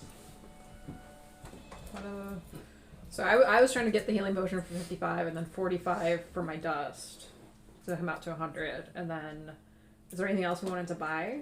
I mean, I wouldn't say no to that. Well, I got a bargaining maneuver to attempt. were there other things in the store that you'd like to take a look at? I've quite a few that I haven't even named. What are you looking for? What do you need? What do you lack that I can provide? Well, I do commissions too. I'm just gonna write on the paper. Pizzazz. Oh, fertilizer. Again, Standy would be the person to ask for that. She's good with plants, that Standy. Oh. One of your kind as well, I believe. Furbolg, from Verta's side of things. I see. Yeah, so very nice, very nice. Pizzazz, well, with respect, I'd say you're not lacking in that, as it were. But, in any case, I would say... I'll slide it back and I'll say, magic mask, question mark. Ooh. You know, if I had to guess, I have an intuition that lady's mask had some magical tint to it. But that would fall under some illicit purveyance. Now, I'm not saying I'm opposed, but there'd be an extra fee and I'd have to commission it separate. So that would be different. It depends on what you want it to do.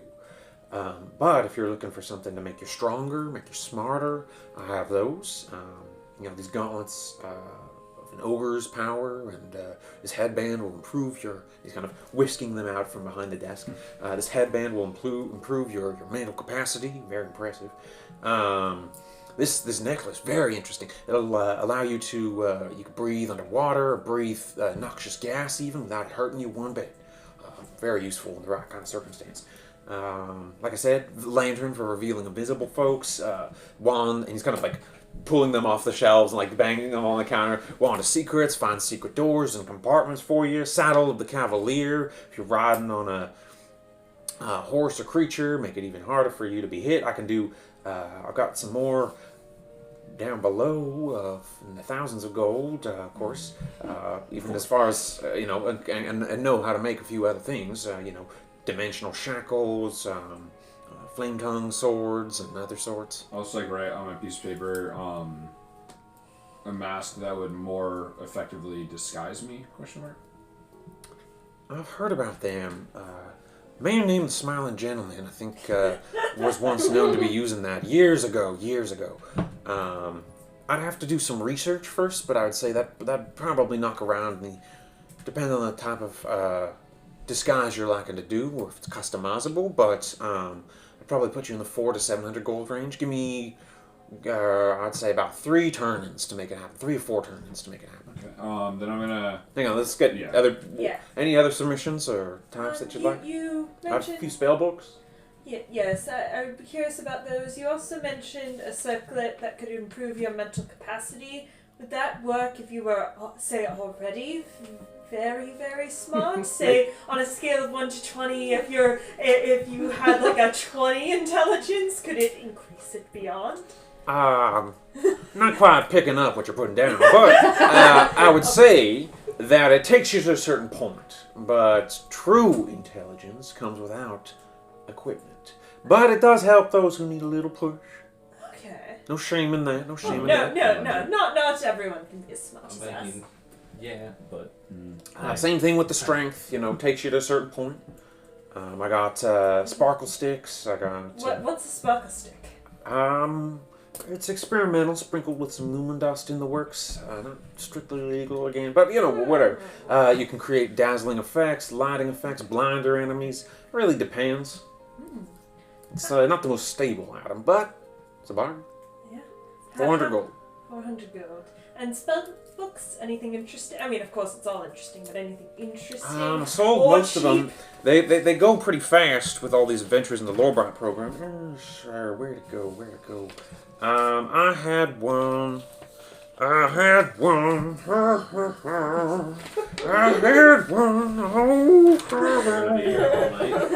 literally are not getting past this magic shop. In any case, wait till we get to the yarn That's shop. typically how it goes. We love to shop. We literally basement for the entire session. let's see where. Right. Well, here it is. I found it. This one will go to 160 or abouts. Detect magic, magic missile, sleep. It's got misty step, invisibility, melts, acid arrow, absorb elements. It's got some goodies. Can't publicly sell something above, about that 3rd level or higher. So limiting law, of yeah, course. of course. You understand. Of course, a little out of my price range, but perhaps... Well, if you do a package deal with this potion, it's very nice. What? This is pretty rare. I don't know if 150 is going to cut it. Make a persuasion check. God. 2. Yeah, I'll see if I can roll well a second. You can do it. I believe in you. I have no modifier to this, so whatever it is, it is. What is 15. that? Okay. That's great for me. Better than I rolled. You're all right. It is rare. It is rare. Fine. I didn't want to do this. I like y'all. I guess I'll give you a fair rate. I mean, it'll fetch. It'll easily fetch 350. Perhaps. So is he offering 350? Are you offering 350? Yes. I mean, if I'll do all 3.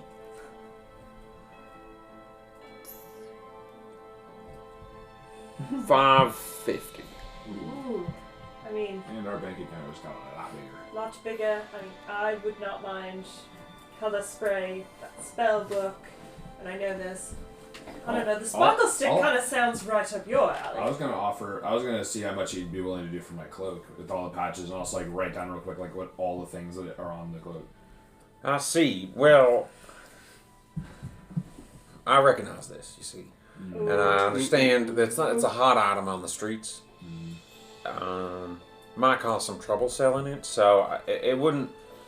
I think I could fetch a good 100 gold for it, but Bro, in better markets, it's worth like the 100 gold patch. It's worth what I can sell for it. 110 maybe. I'll put it back on. And I'll put the boomstick on the table and look at him with that. Again, I'd have to appraise this, so why not? I've done my freebies, that's for sure. I'll slap 5 gold on the counter. Well, I'll write down what it does. I already know what it does. So all right, fine. Again, this is something a little more permanent, although its instability is worrying. I'd say it's a good 400 or 500 maybe. I'll point at that. Permanent magic item, man. It's a big deal. Yeah. What? I don't know if we should sell it, but that's it. I was gonna see if I get this if I could swap the cloaks for it, because he's right. It is a very hot item. Me wearing this cloak. Yes.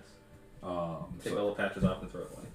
So, just for sake of brevity, what items are you guys interested in buying? I heard some scroll. I heard the scroll and the spellbook. Are there other items that you guys are looking for? Weapons, other stuff? Like, clearly this guy does commissions. He's also got a few other items available. So what is it that you're looking for? He's got higher level scrolls as well, like I mentioned. Locate object, levitate, protection from evil and good. Does he have any scrolls of identify and... He does. 60 gold for the identify scroll. And then... I like where he goes for his voice. I can't remember off the top of my head. Is it a 50... I don't know a player's handbook, whether it's a 50 gold pearl or a 100 gold pearl. Do you have one of those as well? I do have a few spell components I could borrow with. Yeah, I have a 100 gold pearl, sure. Somewhere here. It's 100 gold pearl. Okay, so it was color spray for 60. Spellbook was 160, identify is 60, and the pearl's obviously 100. I was intrigued by the cloak. I'd swap you evensies for the cloak for this boomstick. Okay. My boomstick. I'll ask what does the cloak do again? It provides a bonus to your armor and to your protection against other effects. It's +1 to armor class and saving throws. Okay. Not nothing. Not nothing. I'll make that swap. I think that's a good song. It's a pleasure doing business. You'll look a fine man with double cloak. So I'll roll my other cloak up and put it in my bag. Okay. So just how much are weapon commissions exactly? It depends on the weapon that you're looking to make. What are you willing to do? Remember that most of this is going to be below the table, as it were. That's fine. A halberd? A halberd, all right. Well, what kind of effect are you looking to try and have it do? More damage when you strike a big blow, or want it to be fiery at all times? Strike with ice, or be able to warn you when troubles abound? What are you looking? I mean, do you have like a I mean, this is sorry, like a cost sheet, like you know. Again, it depends, but if I were to make a flame tongue sword, for instance, raw, that'd set you about 5,000. But something a little bit more palatable on the rare side would be something that does a little bit of boosted damage, 2,300 range. Good to know. But just a pure, more efficacious metals, standard kind of improvement over a normal halberd. I would say halberd's a little tough, but I could do it.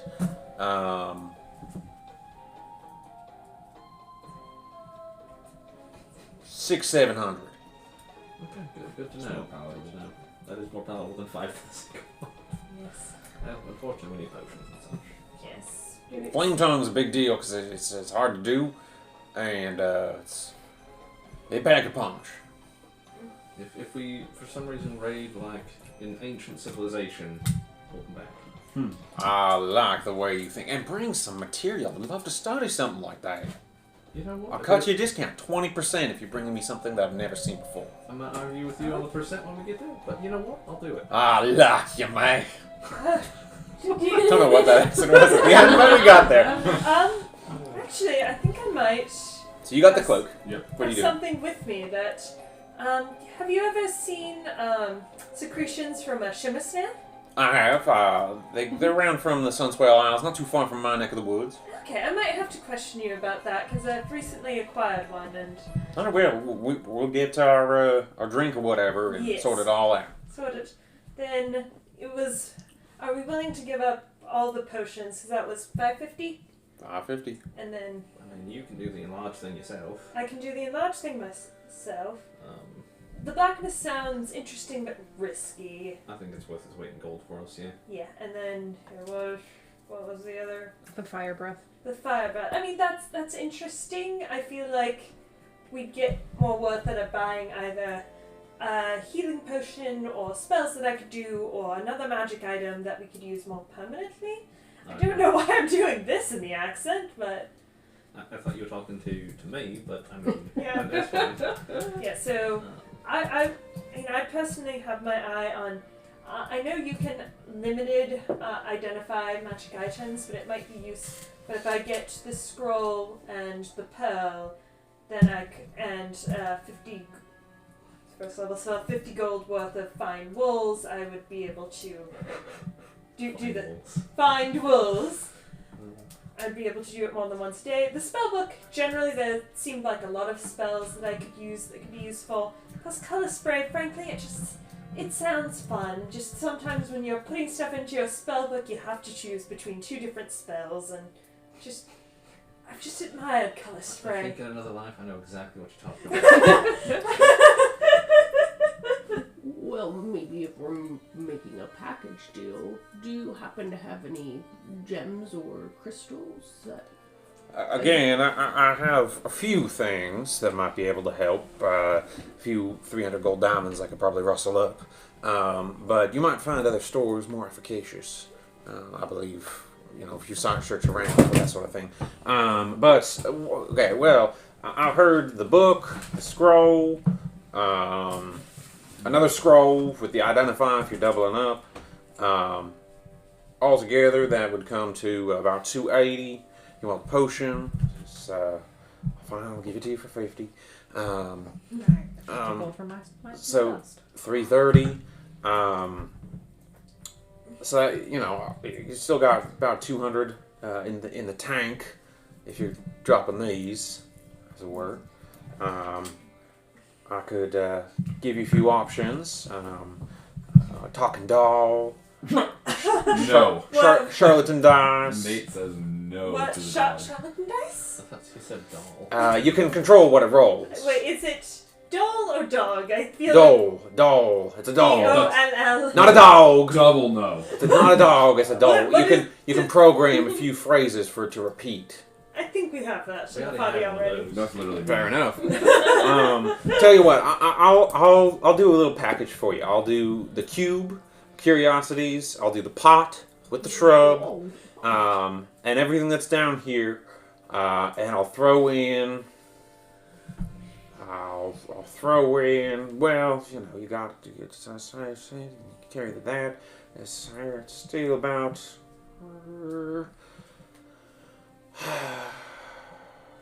I'll double up your potion. I'll do 2 potions. Call it a lot. This is Felina asking out of character, but so when I sell the dust, is the 50 left over from the dust going into the pot for the other 50? Oh, he's not including that. Okay, because Sunil really wants that 50 gold, so... Okay, and I'll dole out your 50, that's fine. Okay. So 2 potions, 50 gold, you already did the cloak swap, we got 2 scrolls and a spell book for the lady over here, we got the pot for the gentleman. The pearl! I mean, I I didn't could include also all that. throw my 40 gold with the spell paper in here. I'll knock off 1 potion then. I mean, are we okay? That's what I'm in it. The 1 potion is fine with me. Fine enough. We'll do that. It's a bit of a mix and match horse trading, and that's what I like. So we'll do that. So you guys are walking away with 1 healing potion, a pearl, 2 scrolls identifying color spray, the spell book with the spells that I mentioned, the pot of awakening, and the cube of curiosities. Can I add another thing? That's the what you've offered here. You'd have to put up more money. Separate. Fair enough. What is it? I'll write down. How much would you buy a scroll of locate object for? 100 gold. Okay. Okay. So that. Still need to find wool, but I'll write down on the paper. I'd still be interested in commissioning that mask.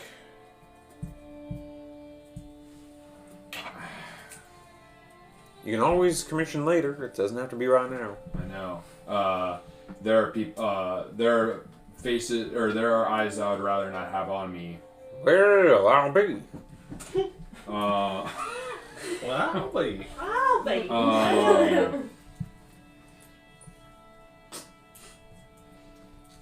Why don't we save it for later? Okay. Come on back another time. Leave this shop tonight. Yeah. Right. Alright, so while you guys are all doing that, Flo has not been present, you start to realize, and has gone off on her own. What is Flo doing? Oh God. For the purposes of brevity, other extraneous items that you guys want to purchase, just make a list and we can get to those. Unless there's something that you really want to, a store you really want to see or something like that, we'll get to the bookstore and the yarn store in a second. And we can kind of do those just back to back and not worry too much about in-between travel. You can see where I went on the note. Okay? Oh God, I know where you went. Okay? Yep. So. Cute. Renostis, you find this on your person while you're looking for, while you guys are looking around for Flo and you're making your purchases. Alright, so while you're doing, you're heading to that location. So I'm gonna look around and see if there's any activity, especially in that one building. Sure, go ahead and make a perception check.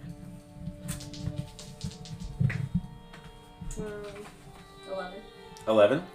Yeah, you notice an individual who doesn't seem to be particularly trying to hide or dodge or anything like that. I'm trying to figure out where I put this section. It looks like an individual who is pushing around some sort of cart. And is, here we go. It looks like it's someone who's wearing quite a lot of, he's got a shade cloth hat. He's got some clothes and stuff like that. They're a little ill-fitting, but it's pushing a wheelbarrow or a cart of some kind with several bulging objects and a cloth cover, and he seems to be wheeling into the warehouse. Okay. So there are people inside it. You just see that individual, and you're posting up there for an hour maybe. Yeah. And as you see him come, or you see the individual come out, it looks like a male build. Although quite slender, and kind of covering themselves up a little bit more again. Kind of unusual attire for this part of the world. He must be really hot. But it looks like he's wheeling the wheelbarrow away now, and sort of whistling to himself like he's a worker kind of thing. He's heading towards the southern part of the city, away from where you guys are at now. You're in the sort of northeastern side. Sort of whistling to himself. Go ahead and make a perception check for me. No, that one's fine. Oh no! That made it worse. 6. Okay. Yeah, he's just like whistling. It seems like he's like quite off tune and like kind of being deliberately loud about it. You're not sure what to make of that, Okay. but you don't see any other activity in and around the warehouse itself. Can I like check for people around and make sure there's nobody like watching me? I would have covered that in your Okay. roll. You don't notice any, but you don't feel super confident. Okay. Like, You're if I quite were to just tired do and warm. A walk by. Okay, To try and observe more. You walk by what? The guy? Or The building. Or the building. To see if there's any more activity in there. You don't notice any additional activity. Okay.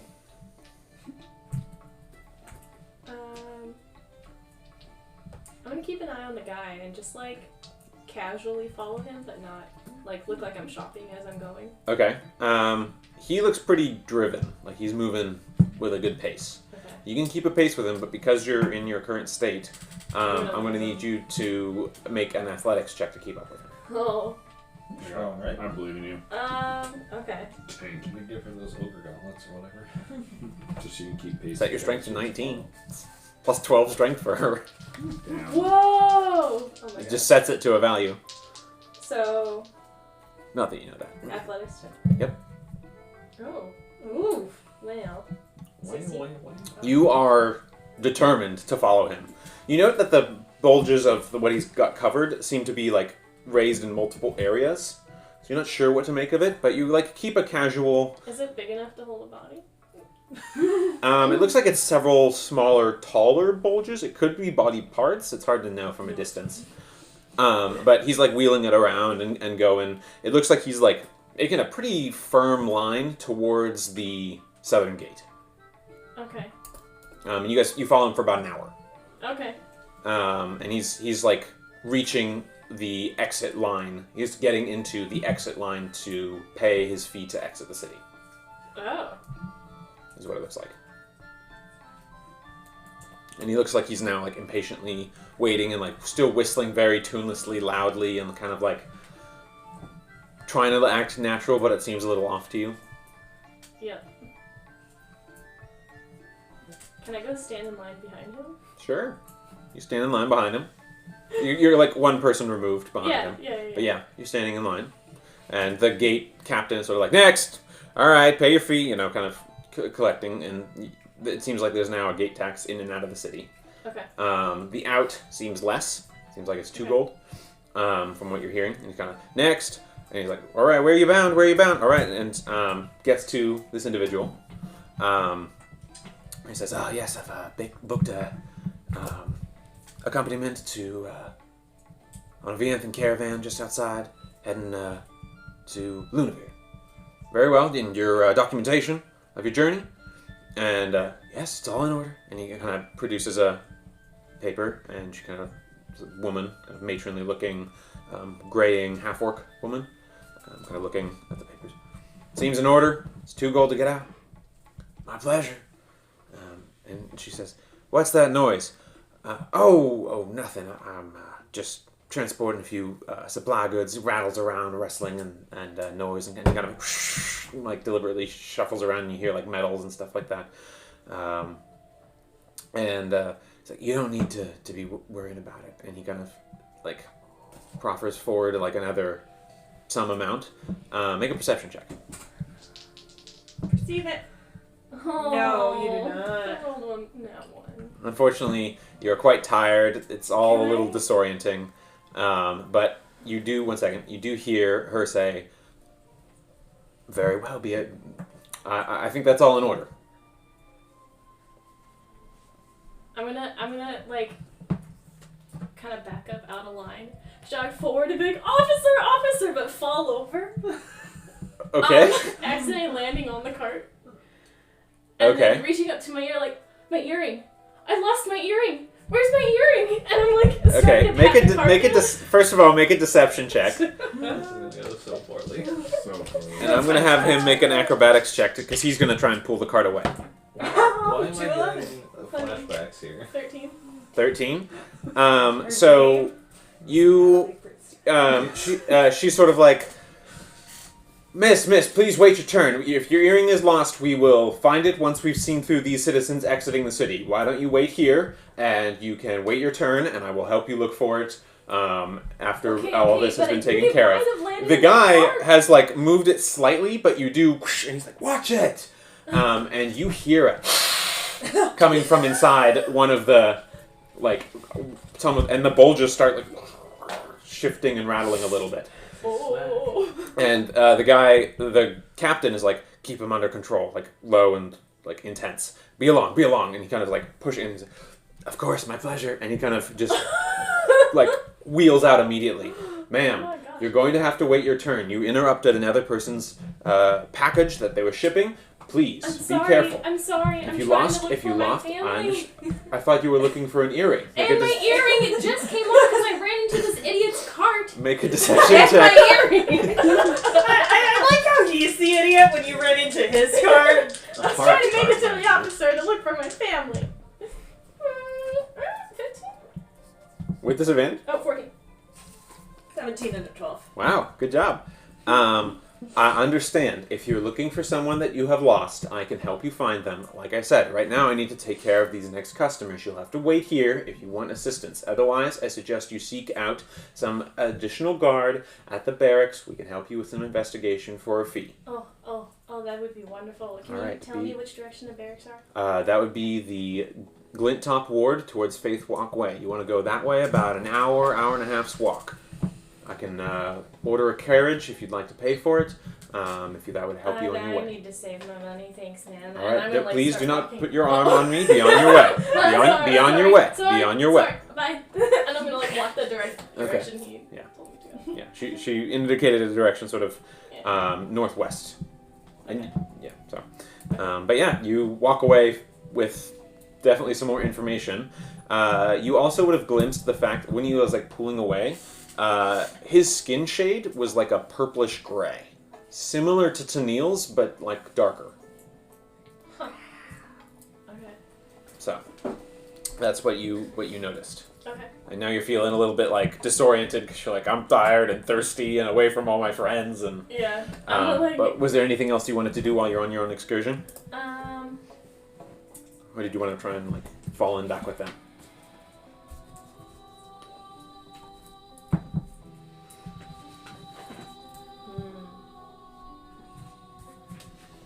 While you're thinking about it, I'm going to return to... Back towards their direction. You're going to head back towards the direction. Yeah. Okay. So towards the Jewel Sword. Yeah. Okay, so you wanted to look for a particular gem.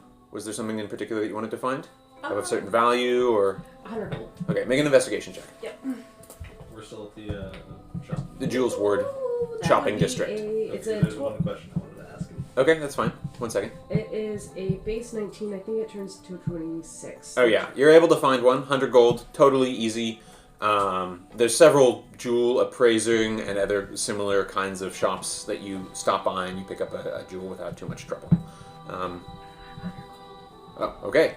Well, you don't. So, I've got about that 70 mark. okay, make a persuasion check on top of your roll.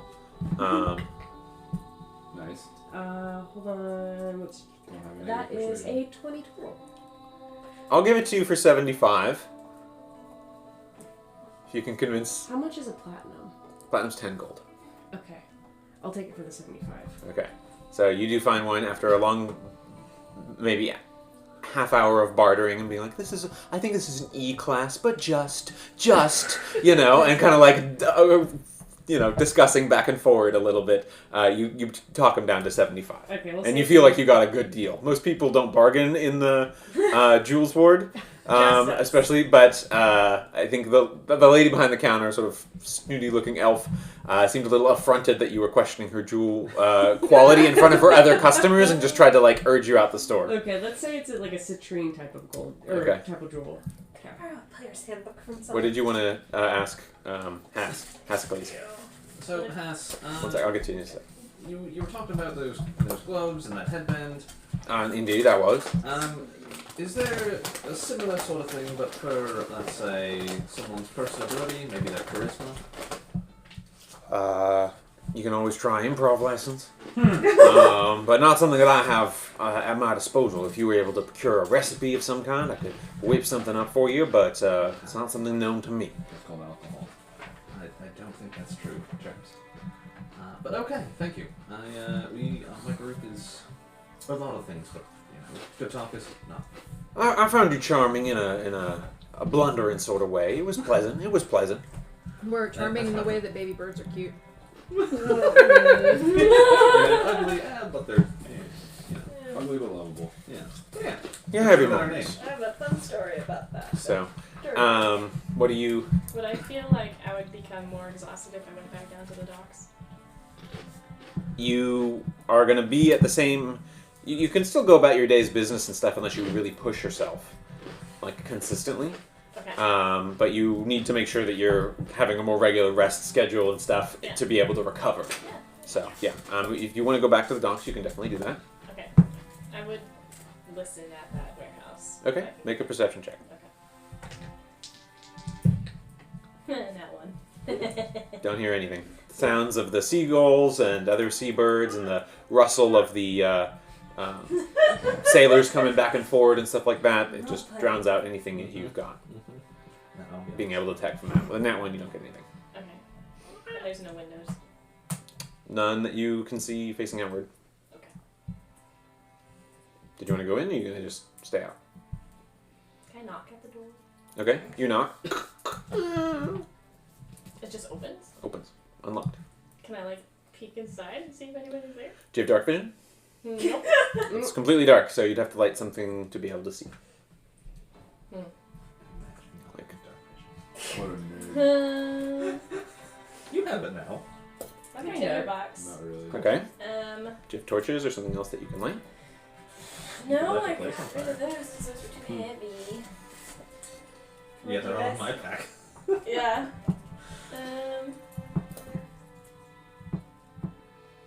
Let me have stuff that I can really light on fire. Okay. So So with that, while you are sort of debating and humming and hawing, an individual comes up behind you and says, "Are you Flo?" You turn, and it looks like it's a very crisply dressed half-orc Soulsguard individual. Like Captain Ogun Starcrown, seems to have the sort of lavender sash, but seems to have multiple badges, like indicating a higher rank, perhaps. She's got a sort of like a very stiff military-esque posture. I would like to have a word with you and the rest of your companions. I'd be like, hurry. do I know you? You do not, but you will know who I am taking you to see. It is important for you to come this way. I would ask that you please come quietly. Okay. Can I ask why? It will be made clear in a short period of time, but for now, you are under escort. Can you hold my hand? Yes, I can hold your hand. Thank you.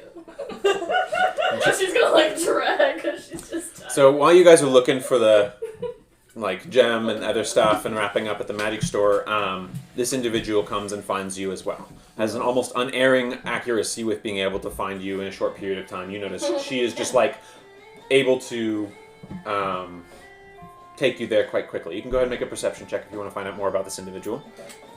Just passively while you're moving along. But we don't see Flo, and then she comes holding hands with the cop. I made friends. Yeah, friends. 13. Yeah, pristine mirror, Soulsguard armor. You notice a strange pin, amidst the other commendations that you haven't seen anywhere else before. But you don't get a really good look at it just yet. But you just notice it looks like it's out of place. It looks like it's got maybe a quill and a dagger or something. You're not quite sure what the situation is there.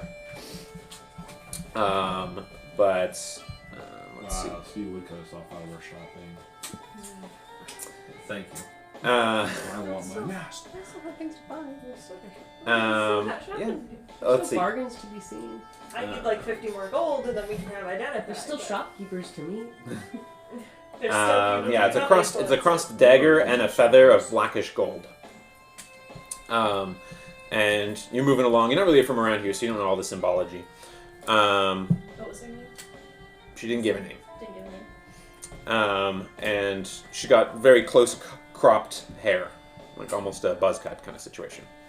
And she finds all of you, and she says, "Are you the Bloody and Beewildered group?" Registered as Beewildered. Ah, well, okay. Are you the Beewildered group? Thank you. Oh, did you make a friend down at the docks? Indeed, I would ask that all of you come with me. Oh. What did you do? She's very persistent. She's did you do? in a bad state right now. I'm sure. I understand. I'm not particularly laying blame on this individual here. I was told to fetch all of you. By who? Yeah, That will be made clear quite soon, provided you come with me. I put on a piece of paper is quite soon right now. That would be correct, yes. That's. Well, let's not make more of a issue than we have. We can go with Flo's new friend here, and I'm sure all will be well. For introductions purposes, I am Lieutenant Commander Terena Osane.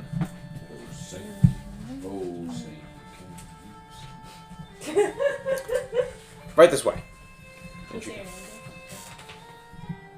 Terena Osane. I think I said that right both times. You said the same both times, so. That's good. Alright. Off we go. And please. Orderly. Kind of very stiffly, just like marching all of you guys. We're always orderly. I'm mockingly marching like right next to her, like in the exact same fashion. Is she making us all go ahead of her? Yes. Is Flo lagging behind or like visibly? She's visibly supporting Flo. Oh, okay. Then. That's nice of her. You should offer to carry Flo. Flo, I'll make bend down, make the gesture like a dad would do to a child, like the gesture. Not just like, It is not hard to carry her, particularly in her current state. And you guys are led back to the Werewarrens. In fact, the exact same warehouse that you were just investigating, and the warehouse that you guys all left, where you were taken with Captain Blackness. you made me walk all the way back? I apologize, That's but it all needed. funny. I was told to fetch all of you together. You didn't walk, I carried you. Right this way, and she kind of gestures up to the upper area, that office, that windowed office. That's all curtained off. Again, the curtains are all drawn. So. And opens the door, and behind the desk you see an almost like iridescently shimmering in an aura of maybe like bluish light. A female gnome. She's about 250 years old. Oh no! With sort of iron-streaked black hair. So 250 for a gnome. That's, like 50-ish maybe for a human. She's got sort of a weathered and severe face. She has a simple black cloth material that's very snug against her, like almost a second skin. You see that cross knife and feather emblem, and a lavender sash with the pin of a sun and hand symbol. She's standing about 3'3", but she seems to carry herself taller than Slate. And you can see her something about the light in this situation makes her cast like a very long shadow towards you guys. And she has a very relaxed deadliness around her. And about air about her. And the Lieutenant Commander says, "The Beewildered that you required. Excellent. Thank you, F4. You may leave us." And she sort of snaps to attention, and down the stairs she goes. So you are left, and she said, and the individual behind the desk. You see an unusual ring, glimmering with the same light at the desk, by the way. Just sitting on the desk. So, you've had rather a busy few turnings. Everything's all astir with this Lorebright program and the flickers, but it seems that you've gotten involved in something larger. For those who do not know me, I am Puleesa Fayne, shining hand to our most radiant Archon, Illuminate. I've taken an interest in your recent projects of late, regarding the missing lumens as well as your exploits in the Jewels Ward and over in Brightdale. Yeah, I got something in my eye. I think Tennille would have recognized her. I imagine that this is the one time he would be serious and actually like execute the proper salutation for someone of her station, like a bow or whatever. It would be a bow. He would have done that when he walked in and noticed this tiny gnome, scary gnome sitting in front of us. Yep. Oh, And right. Akka, seeing Tennille do that, will clumsily try to do the same thing. Yeah.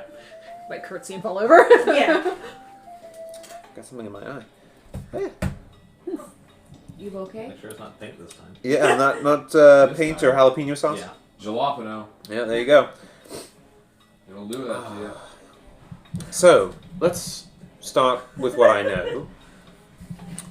I am aware that not too long ago there was a lumen theft that is being kept rather quiet, and that an individual known as Terafles Rohan, a low-ranking light farming officer, has attempted to strong-arm you into retrieving them, and that you are involved in this narrative somehow. Many individuals, including the Lord of Lumens himself, have rather pointedly tried to assign blame to you, all of you, for this effect, but I would like to hear your side of the story first. Only one of you talk at a time. Let's keep this civil. Strong arming is right.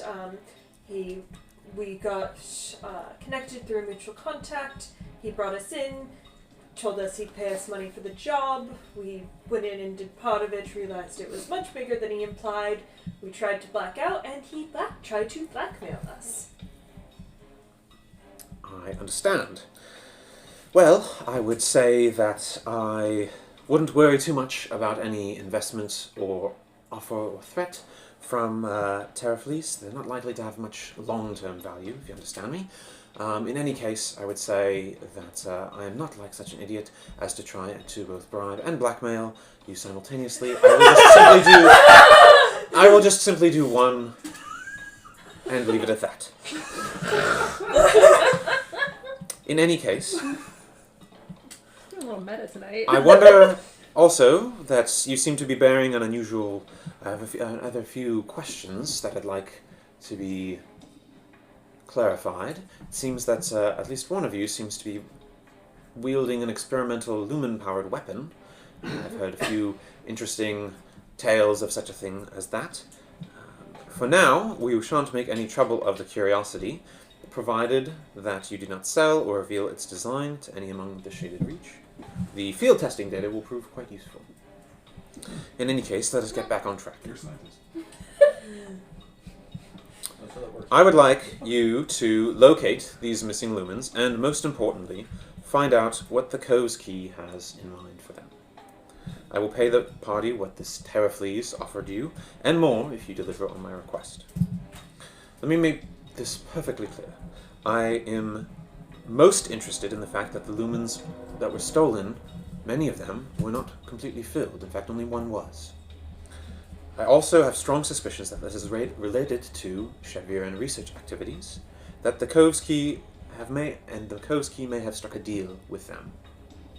Quite out of character, but stranger things have happened, as it were.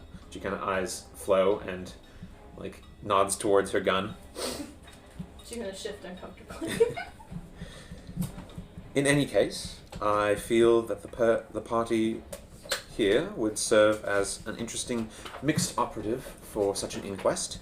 The local flickers and other internal matters have stretched our resources a little thin, and what better pretext than the Lorebright program for you to be moving across various borders and different lands to better yourselves, I'm sure.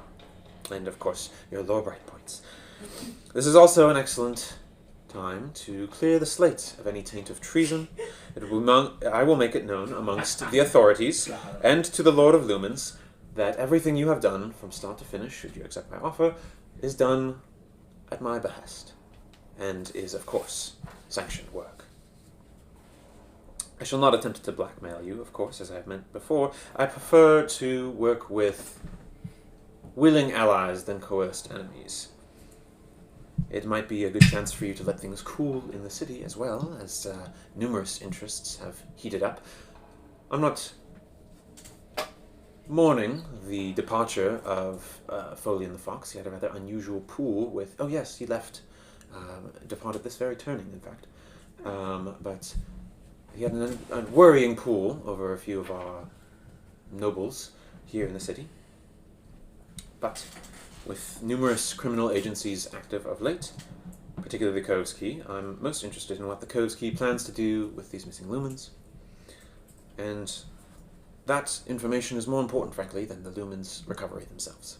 We can afford the loss of 3 lumens. We cannot afford our enemies to study them, develop new tools of their own, or tamper with our light supply. It is an extremely sensitive time, as Shadvir's Chillbloom agency has been detected within the city, and we, of course, are on the cusp of breaking away from their primary export, the Shadecloth. This is the time that they will get desperate and seek to use whatever means necessary and knowledge that they can to gain an advantage. No one wants a third Sancturian war, but the war and dance of light and shadow continues as it ever has for many decades. While you're traveling south, I would add an additional option, should you accept my offer, and I will sweeten the deal, as it were, for mercenary types as your own in just a moment. But while you're traveling south, I would appreciate any information you can gather from the city of Nerwall and what has occurred there. 3 of our skilled agents were lost in the city not too long ago, and we have yet to receive any intelligence as to how they met their fate. Can you spell that for me? Nirwal. In fact, no information regarding the city has been found anywhere from any source that we have access to within the last 9 turnings. Should you return successfully and alive, I will reward you greatly and offer further opportunity and leeway within the Radiant Reach. To assist you in your journey, I have commissioned a 20 platinum fund for your expenses. Anything remaining is yours to keep alongside your payment. I expect your answer by the end of the next turning or 2. Should you decline, I expect discretion regarding this meeting and the matters that we have discussed. If you accept later down the line, and not immediately, simply purchase an Alabaxian scale or some similar oddity at the Midyear's parade. And that's if we accept? Or... Of course. No, I mean, I'm sorry, this is Felina clarifying. Yes. So if we accept by an Alabaxian... If you don't accept immediately, then Okay. if you want to accept down the line, simply purchase an Alabaxian scale during the Midyear's turning festivities. Watch is like 10,000 gold. 100,000. For now, if there are no other questions, you are dismissed. How much is an Alabaxian scale? 1 million. Such a party frivolity should only set you back a few silver, I would imagine. Let's go. Oh, Nice. Let's go. In Gnomish. Thank you, ma'am. Whoa. You are welcome. Best of luck. And she snaps her fingers, and she disappears, and the ring on the table stops glowing and goes dark, and then just sort of just like dissolves into dust. I have my office back. Finally, there's someone died here. Can I go look for a body? Since we're here. Sure, go ahead and make an investigation check.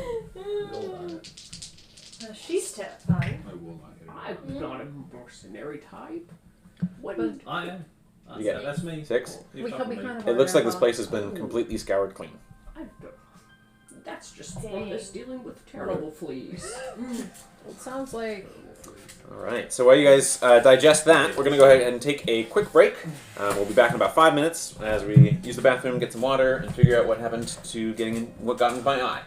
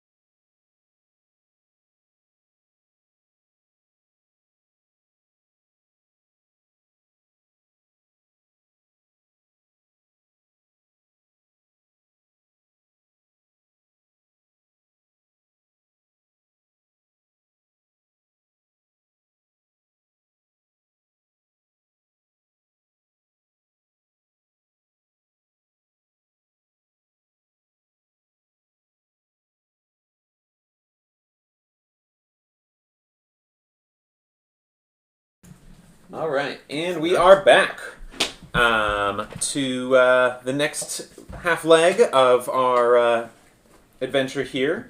The party had just done a little bit of shopping, followed some nefarious characters, and had a very important sort of hologram-esque meeting with Puleesa Fayne, the sort of shining hand direct advisor to the Archon Radiance of Solney and the Radiant Reach.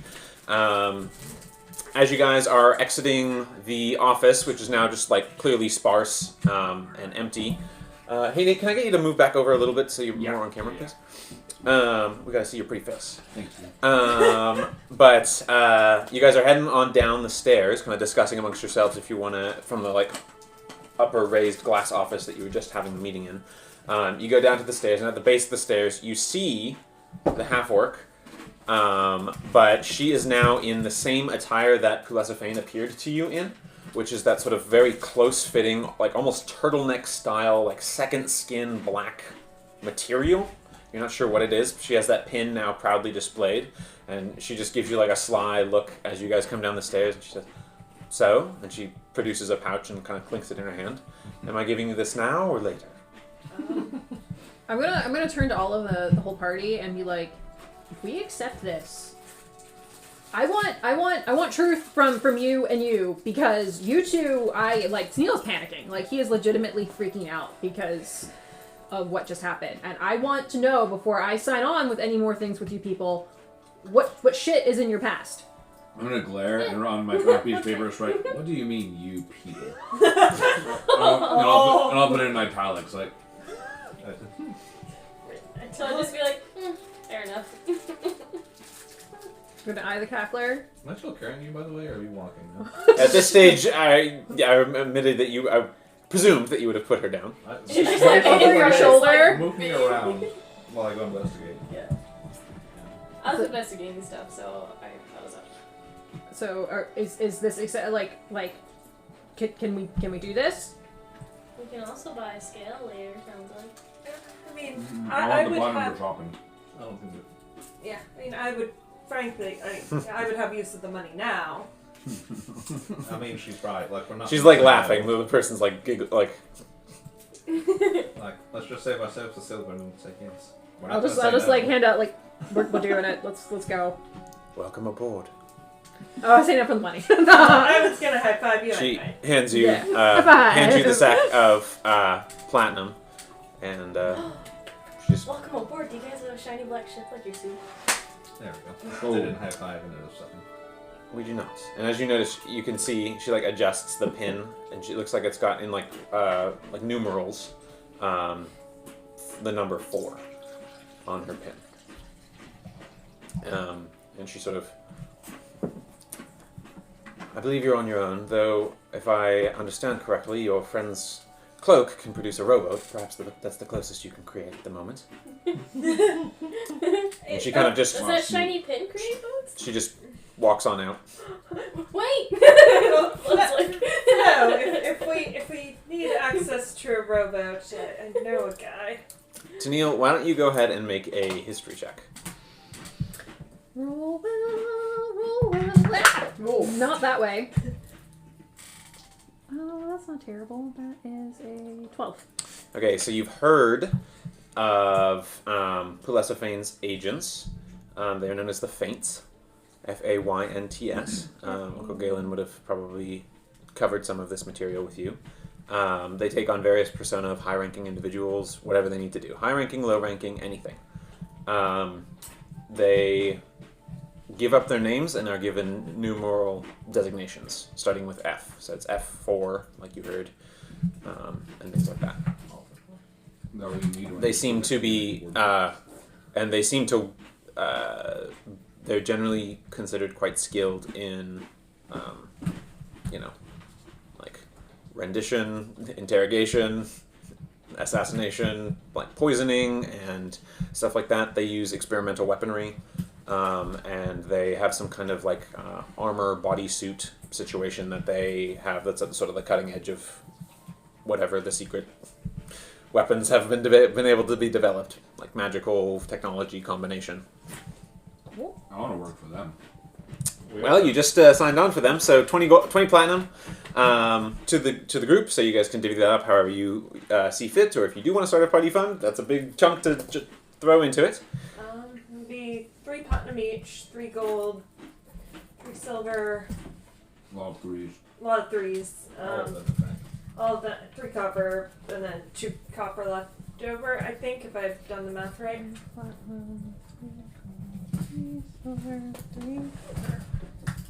Yeah, and then we have 2 copper left over.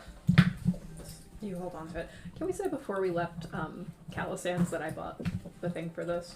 Yeah, that's fine. Okay. I was going to go with cards because I actually have a deck of tarot cards at home. Great. Rubber. All right. 3 everything. Yeah. Aside from, yeah. So. No electrum.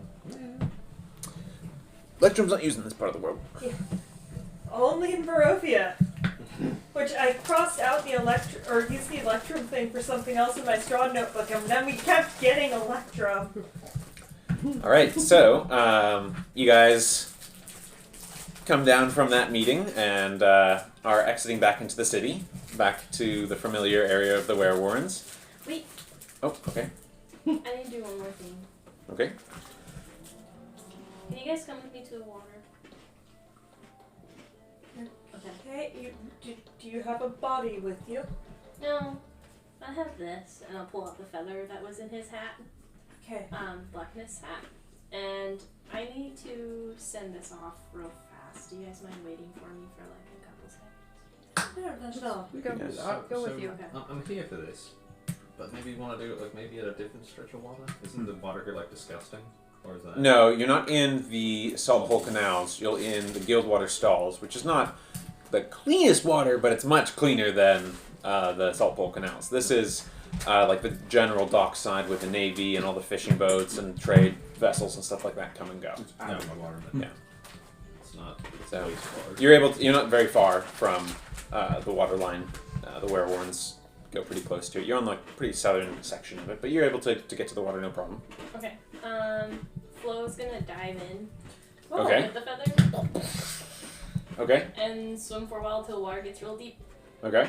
And then she's wrapped a little rock to the feather, and then she just like lets it go and watches it fall into the. Yeah. You see what looks like an unusually dark, like misty-ish bubble, just like bubble up from the feather as it goes down, and feel a bit of like at least closure on that Yeah. particular aspect of this cavalcade of questions and feelings that this has stirred up.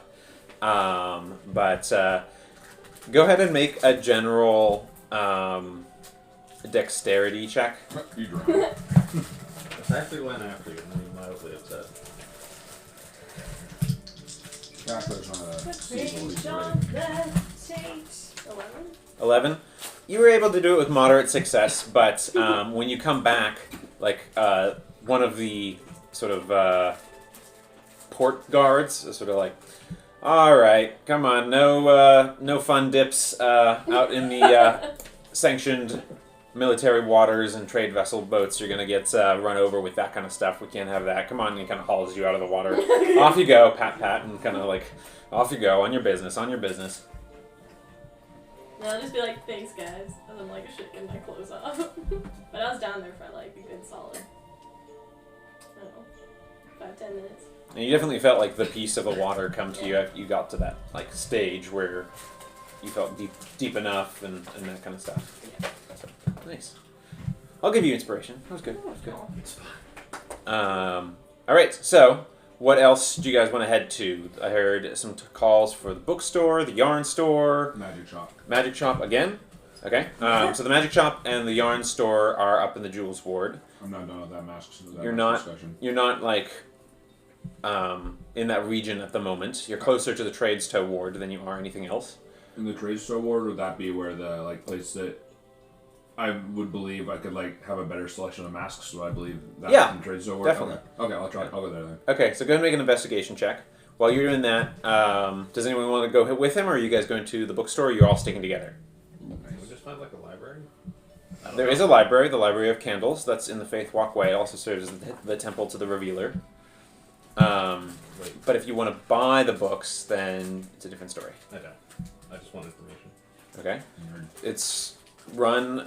You would know. Well, maybe you wouldn't know, but other people might know that access is restricted there a little bit more based on your your wealth, your station, your reputation, that kind of stuff. They'll So give you access to kitty books. That's all they're gonna give you. it also is responsible for a lot of public education and stuff like that. The Lore Bright program is sort of like interface with that, and you've heard little ramblings of that here and there. So it'd be a little bit more restricted if you're looking for just like I want to find a particular book that's like rarer or of like it'd be better for general knowledge stuff. That'd be fine. That's all going. Okay. Do we want to split it up? Do we all want to stay together? See it because just torn between the library and the yarn store. That's all the sign. There's no way you're going. I'm not going to either of those places. I think we should just split up because otherwise we're gonna literally be shopping. I'll just point out to Neil like I think that's happening regardless. Okay. So make Wow, you made your investigation check for the mask. Yep. Other people who want to get stuff. What are we trying to get here? So let's just go down the line. Tennille, what are you looking for? I would like to sell my second shade cloth hat. I would like to return the borrowed clothes to Julius. Okay. And I am potentially interested in some armor, but that can wait for another day. Okay, so togas, tunics, and try-ons, you could be able to do both those things. So that's probably where you'd be going. We'll get to that in a second. Renastus. Bookstore for sure. Potentially an armorer. Okay, so bookstore, but not library? Or Bookstore. Okay. And the I wrote it down. Shadies. Standees. Standees. Standees serums? Got it. Got there. Okay. Channel there, Renastus. It's really just an excuse because I can't remember anything. Bad short-term memory. Okay. So those are the two that you're looking for. Those are going to be both. All that pretty much is in the trade store ward. You're heading back to go do the master session after you do your search for the more broader selection of masks. Yeah, I was gonna. What was your result on the roll? 22. 22? Okay. So you check out a couple shops, and Eternal 32 Clothing seems to be the best option for masks there. And you have a...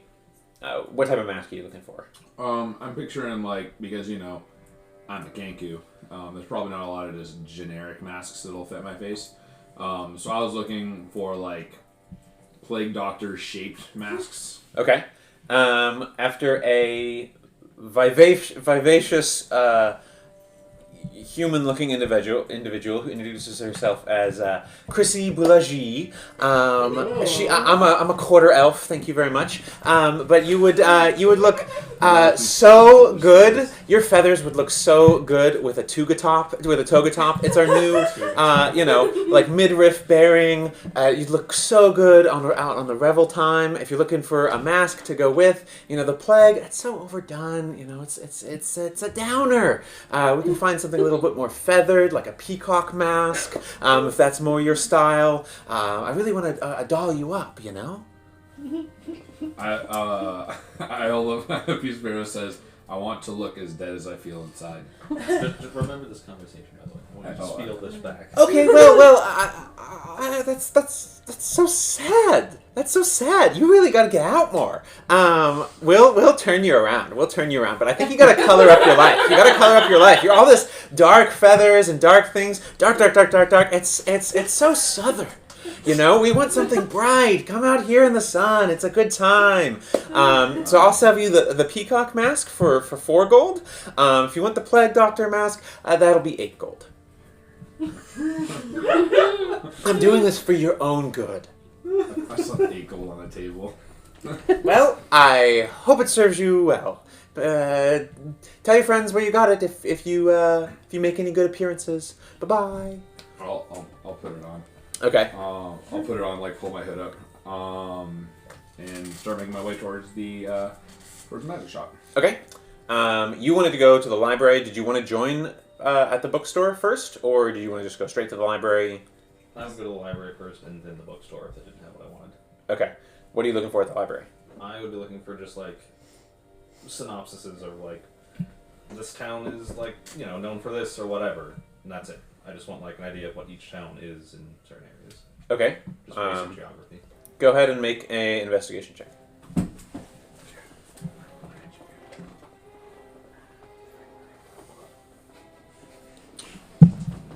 Hey, Alan.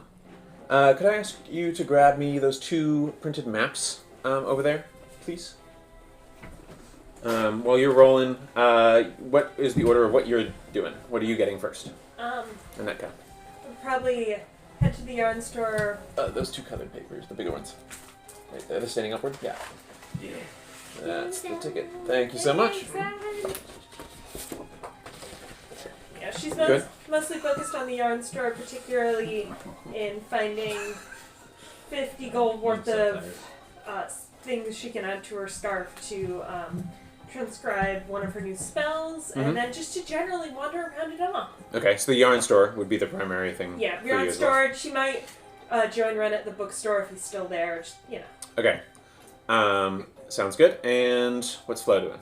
I'm looking in my pouch, noticing I don't have as many bullets as I used to, so I'm looking around for places that have materials that I could possibly use for that. That would be like a metalsmith or armor smith and stuff like that. Yeah. Okay, so we'll kind of bunch these based on, that's kind of what I'm trying to do. Sounds And speak up, please, if I cross over a section like, oh, we didn't get to this, we didn't get to that. I'm going to start with, this might be sort of detached a little bit chronologically. If it matters, we'll sort it out. But Slate, we'll start with you and what you wanted to find about different shops, different cities and towns and stuff like that, the geography. So you go to the Library of Candles, which is a very tall series of, like, gets its name sort of maybe evoking a candle-esque look with 7 tall towers, each lit with like a peaking, like twisting spire at the top. But inside is a sort of marble, purple and gold marble that pervades a lot of the space with sort of white columns. And you see a lot of like archivists and people moving back and forward. These are priests of the Revealer, many of them, who serve as sort of like arcane researchers. But there's quite a strong prismere and prism presence here. So you see quite a few different. You see like an orange braid there and a red braid there, and like those people, and you see a few people who are full prisms who have the multicolored all the way down dyed braids. Otherwise, you get just sort of the monochrome ones that I mentioned. So you're seeing a lot of different individuals, and you see an individual who comes up, very tall, long, thin nose. May I help you, sir? I'm looking for some books on geography. Have you ever heard of a town or a city with like big old basalt columns or architecture? Basalt columns? Well, I have to say we don't have a basalt columns section, but we can start in local geography of Sanctus and move onward from there. Is there a particular regional section that you'd like to purvey, or something that you know a little bit further direction? We have many tomes here in the library. Maybe towards like the southeast-ish? Towards the southeast, you're very illuminating, sir. Well, I will. That's why I'm looking for general geography. Yes, I will start. Do I need him? I roll well. Yes, well, you must be escorted to any tomes without high-level access, you understand. In any case, why don't you roll an investigation check again with advantage? I already rolled 21, but I'll do it I'm again. having flashbacks to Big and the librarians. Oh my gosh, yes. Wow, that's been a while. Yeah, it's been a while. Yeah, 21 is best. Well, the basalt column. You find several books that he's like rattling out. And he's like, yes, well, this is some of the nature of the local exports and imports, various prolific resource generation, of various towns and cities in the Radiant Reach and the southern Shaded Reach, the nature of the 2 border cities, Lunavir and Flywatch, all sorts that you're finding. If you're looking, you don't notice anything that is of Sanctus origin that has the basalt columns listed. You know that there are some natural basalt. You find sometimes, here we are. I think you'll find that there are some naturally forming basalt columns along the eastern side of the Sanctorian Barrier Mountains, along some of the other mountain ranges that run. A few around the Dawnstones, but not too much more than that. I'm sorry, sir, nothing that is to be found of that sort of architecture. It sounds a little dwarven in nature, but I think we'll be needing to do some further research on a longer time frame if we're looking to hone in maybe some more specified investigations. You're not helping me with specifics other than the southeast, which I don't seem to have uncovered too much there, but dwarven structures, as shown in our Glint Top ward, have a more rounded or octagonal nature to them at certain times, even hexagonal. It is the bestagon, after all, the hexagon. So you will find that those structures are built in that sort of manner, but ever since the takeover of the Lantamir and Glint families through architecture of the city, much of that has been done away with and divorced ourselves moving forward from ancient architecture to what lies in the future. Okay. That's a lot. Then as Well, I tried to give you a basic overview I of the appreciate it. situation. I do. Would you know of any, let's say, prominent dwarven families here in Sanctus? Yes, there are several prominent dwarven families. The Glints, of course, are one of the most notorious families, and there are a few others. Let me purvey my notes, and I should be able to answer you more efficaciously. Since we're in the name of books, in the bookstore, is there anything that you guys are looking for as well there? Those of you who are going to the bookstore. In particular, I'd like to talk to Brentalyn Rodriguez. Okay, not her name, but alright. Rodriguez. No way Nicholas would put that It was a hard one for me to spell. Rodriguez. Rodriguez, that's it. I tried. Alright. But I got the first name right. Right, it's... I like Rodriguez. I was like, Nicholas was really improving here and he couldn't come up with something. The most notable two dwarven families are the Glints, and the who operates the Mirror Forge, and have, of course, as the name implies, been a highly active group in the development of the Glint Top ward and its ever-growing infrastructure nature. Many of the streets and local civic necessities are maintained, masonry-wise, by the Glints. Then, of course, there is the Miracast family. Cromulus Miracast, still alive today, with his assistant, who is rather undercredited in my opinion.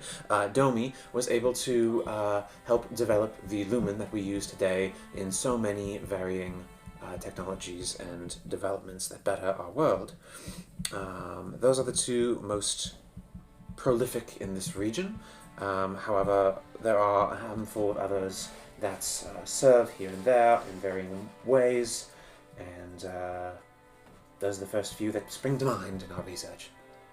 Thank you for your time. Yes, and your name, sir? Slate. Slate. Well, I will, if you would like, I can book a few more delving sections, as it were, over the next few turnings. If you're going to be in the city for that time, you may come and find me. I am Irukana Ome. What's his first name again? Irukana. Irucanna. And Ome, O-M-A-Y. But for now, I believe your time slot is up, and you may be about your way. Thank you, Irukana. Nah. As it were. Yes. You Words don't are say the whole thing, important, you just say, sir. "Ah." Alright, so you guys head to the bookstore, those of you going to the bookstore. we'll kind of, like I said, do this piecemeal. So those of you who are going to the bookstore, you come to a cool and quiet, sort of dusty shop, very cozy, homey sort of feel. It's filled with rows and rows of books, many of which don't seem to be cataloged or are in the process of being cataloged. It gives the room an almost like shaded atmosphere, like there's almost like city alleyways of books in some ways. One far section seems to be set aside most neatly in a small like reading circle or nook with plush chairs and smaller ones that look sized for maybe like halfling individuals or gnomes or maybe children. Running the store is a human female in her late 20s. She's like thin and kind of athletic looking, wearing like a sort of cardigan situation over her toga. She has like chin-length blonde hair, sort of a pert nose. She's got a pair of spectacles. She says, "Oh, hi. Come on in. It's nice to see some new investigators." Or I apologize for the state that I inherited this store and I'm still working through its sort of mishmash catalog. What can I help you find? I'm Brentlin, by the way. Brentlin Rodriguez. Okay, well, before we've gone in, Renasis will turn it to Neil, but I don't remember why her name comes to my mind. But Brentlin Rodriguez is the shopkeep here. And if my memory serves me right, she might be a good source for information about cloud carvers, which I know may seem tangential, but I think is related to the research that you've been doing. That being said, I would like to respect your privacy. We could ask about cloud carvers without revealing any of your current state. I think maybe if we just dance around and just ask about the Elusha in general, without referring to me specifically, it could be helpful. Very and well. Before we go in, I will tap Ren on the shoulder and give him enhance ability. Let's No. Because then it means I have to do good. let's see. Do you think int or charisma would be better? You know what? Let's go with charisma. Char. Okay. That's the way to go. So you have advantage on all charisma checks for the next hour. And as you enter in, you enter in the store. All of those who are going there, which would probably include you two. You probably want to go at some point as well. So we'll kind of just say that's. Did you want to be there as well, Flo? Or are you going to be searching more for bullets and other stuff? Bullet. Or metal and other stuff? Bullets. Metal. Cannonballs. Got it. Okay, so you three there in the store. She sort of and Slate. Did you want to go as well? Were you unsatisfied with your library experience? Did you leave a comic card? It was an experience. This is true. I'll be there just because. Okay. Well, welcome in. It's nice to see such a wide-ranging and broadly talented, I'm sure, group of people purveying in intellectual pursuits. You don't see that as much these days. Like I said, apologize for the cataloging situation. I inherited the previous records, and I'm still trying to work my way through all the catalog. I do have quite a few already pre-cataloged if you know what you're looking for, but you're welcome to browse. Oh, I'm sorry. Did you say what your name was? Yes, I'm Brentlin Rodriguez. Oh, I can't smile. I can't think about her name without smiling now, but... Oh, very well. Then he wasn't lying. You see, I was in the tavern not too long ago, and I have had an intellectual curiosity. Someone had mentioned this word, Elusha. Elusian? What did they say? Elusha, Grandpa. Elusha, and... Yes, that would be the Elusha, yes. The Elusha. And this man went on a 30-minute rant about the most beautiful shopkeep in all of Solmi, who would be the most perfect resource. Is that perhaps you? Well, I see that you're quite silver-tongued with your flattery, and it works. I appreciate it. It's not something that I have directly cataloged. I can satisfy your direct curiosity with just a primer based on my knowledge and research. You're welcome to browse for a further book. I know that one of the Gaffer's guides covers some other nation religions, so you might be able to find some basics there. Is there something in particular that you're wanting to know about the Elusha? Well, Basically, everything would be great. So maybe the Gaffer's Guide would be a good start. Yes, I believe most of the Gaffer's Guides run 5 to 10 gold if you'd like to make a purchase. But I can tell you at least some of the basics that you'll probably learn about it. That it's a religion with its roots likely in Verda. The Elven and Furbolg people there have a deep connection with nature, and it's the local spirits that reside in those areas. This religion involves connecting with those and how it ties in with their beliefs about the ancestors past and how they connect with nature when they pass on beyond the veil.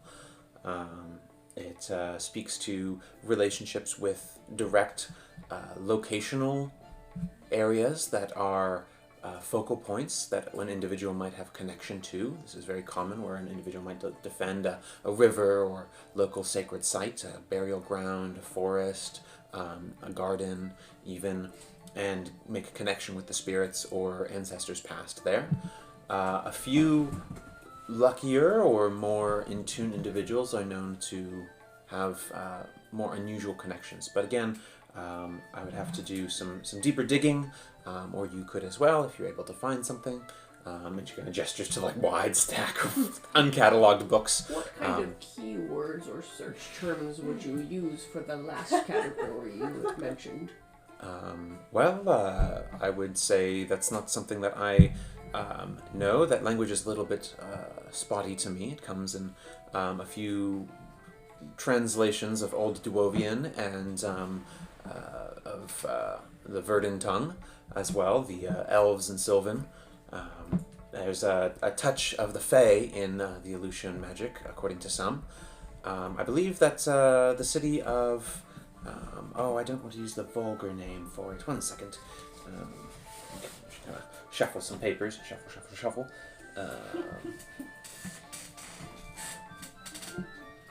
see. I believe... where is it? I'm looking... Should be looking right at it, but I'm not, apparently.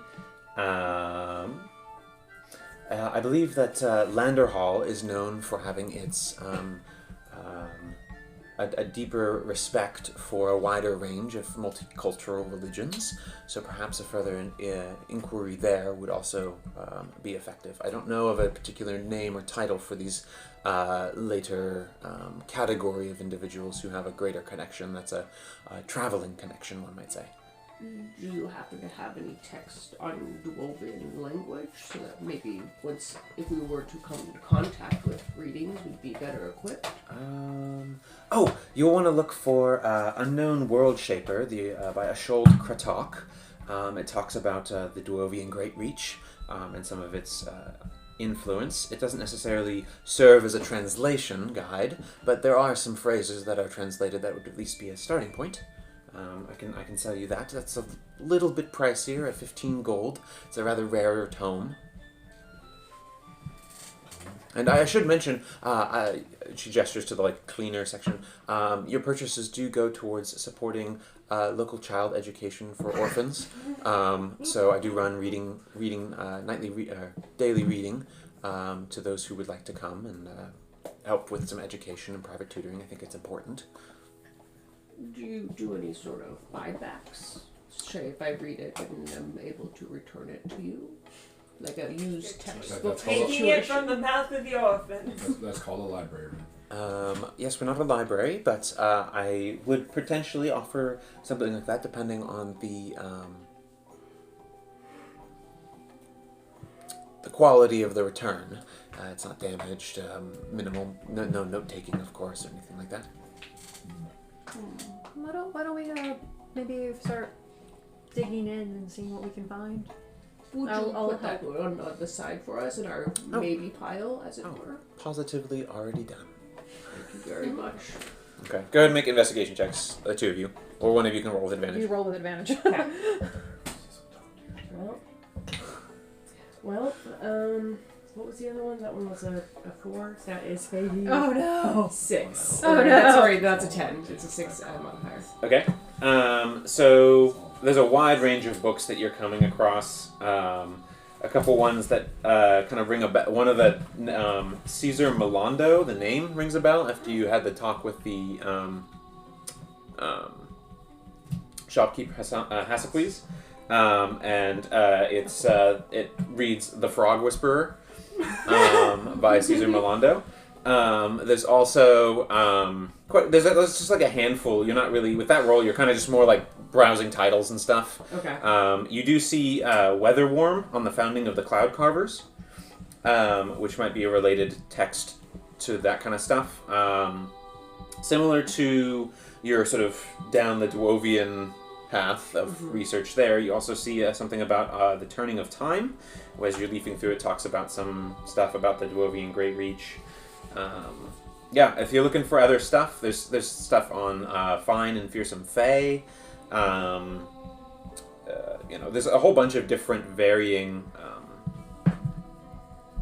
texts that you're finding as you browse. Luminous Lineages, Cloven Sorrow on the Second Sancturian War, the Crimson Sail, just varying titles that are sort of catching your eye. Are you wanting to hone in and like leaf through any of them, or did you want to just sort of make a blind purchase, or what are you looking for? I'm pulling these down and putting into like a pile between Tennille and I. I would like to thumb through... Anything separate that you'd like to find, Tennille, as well? Um... Or just curiosity that you'd like to be in? Or I guess any of the, or Slate if you're there too, if you wanted to also look? I do, actually. Okay, make an investigation. Although I'll be looking for something other than... That's fine. What are you looking for? Now at this point, Dwarven cities. Dwarven cities, okay. Or that and or geology. Okay. Oops, not geology. Decide on it because they're two. Yeah, you can roll as well if you're looking for something specific. Everybody I was gonna look for kind of go for the ancestor aspect of it. Any books on like seeing spirits and ancestries and that kind of thing. There was that lineage one, right? Yeah, go ahead and roll. Oh, that's what I can get. Is That's a 7. You find the luminous lineages, but it's less about ancestry in that sense and more about like noble families and histories.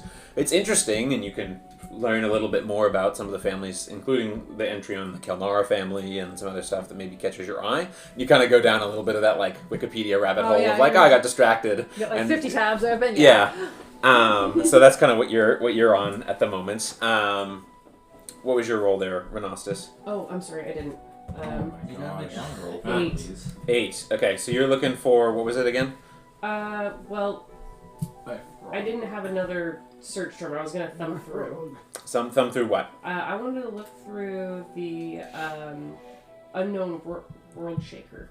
Unknown World Shaper, yeah. The Dwarvian Great Reach by Ashold Kretok. It's a basic highlight of how little has been recorded and discovered about the Dwarvian Great Reach's history.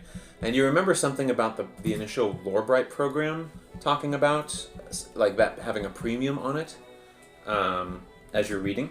It mentions that in the over 400 years since the fall of the Dwarvian Great Reach, that there has been such little information on it, particularly given that some of the longer lived races should theoretically be able to have lived in that time. Mm-hmm. That's kind of what you're getting initially. There's more to be read, but like without making a purchase, like that's kind of all you're going to get with that.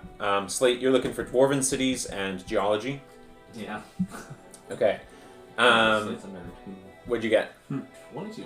22.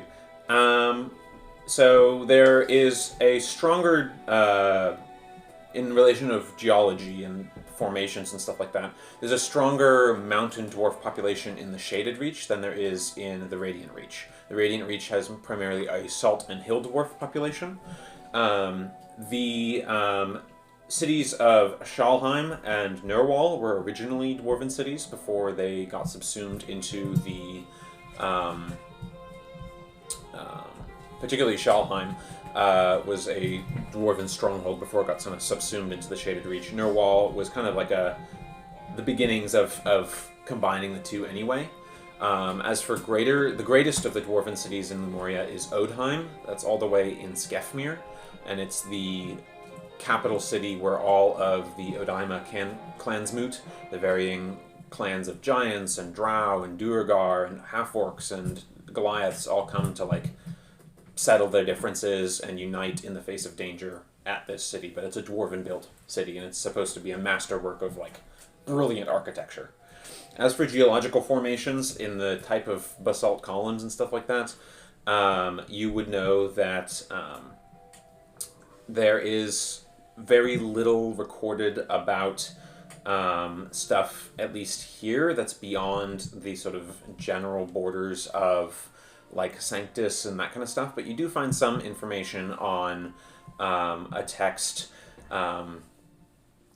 called The Bones of the Earth. And that talks about some mountainous formations and theoretical study. It seems more like an academic approach rather than someone who's like been there, seen that kind of situation. But talks about some of the you note like strange formations along the coasts of the Niteran archipelago, but that's kind of to be expected since it's like the southernmost land, and is a frozen series of islands. Some areas in the Twilight Lands and like Scouring, which is getting like beyond the east and south beyond the reach of the Shaded Reach, are some really unusual architecture where like cold and earth kind of shape together to create unusual formations. The area around the Cauldron, which is the lake right beside Ciravel, also has some unusual sheer cliffs that kind of create this like valley, hence the name, the Cauldron of the lake. So that's kind of what you're finding. Further information and the purchase of that book's worth about 15 gold. Okay. One side question that I should have asked you last time. So Okay. back when I had that dream, Yeah. Slate did rather. Yeah. They seemed more like buildings than natural. What was the Basalt light columns. like? Was the light like? Yeah. Was it like, In which part? When you were under the ground in the dream, or when I would have seen the buildings? when the buildings?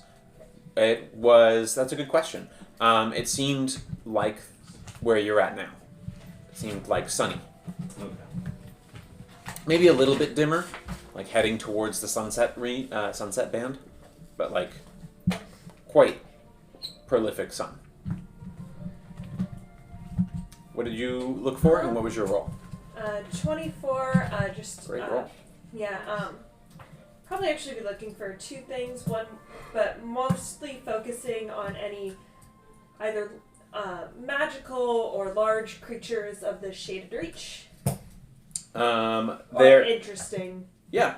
There is as for large magical creatures, not of the Shaded Reach, there's the Frog Whisperer, by Caesar Milando, which talks about a forest gnome who lived amongst and trained to talk even with a particular species of toad or frog. There is Gaffer's Guide to the Shaded Reach, which does offer like a general primer on, and Shaded Reach's creatures, offers a general primer. You see entries on wraith snakes. You would see an entry on ghost weaver spiders. You would see an entry on, as you're just like, again, thumbing through, you're not really reading these without making a further purchase necessarily. Farther south in the Shrieking Range, there are gloom criers and other creatures noted for their like sound, hence the name. But you also know there is one particular creature, the Felidrin, the winged shadowcats. So Felidrin, Felidryn. They are sort of like bat. They have somewhat feathered wings, but they're more like bat-ish wings, and they're about the size of like a lynx, but with the color and tail of a black panther. Black cat. Remember that you can't turn into animals you see anymore. I know. So that's kind of what you're getting there. That book, most of the Gaffer's Guides are in the 5 to 10 gold range. This one's worth 8. So that's what you're seeing there. And then she would also be looking into, I'm not entirely sure how to pronounce the goddess, the Weaver. I'm not sure how to pronounce her actual name. Uriah? Iria. Iria. Yeah, so information on Iria. That one, I would say it's less known, and it seems like it's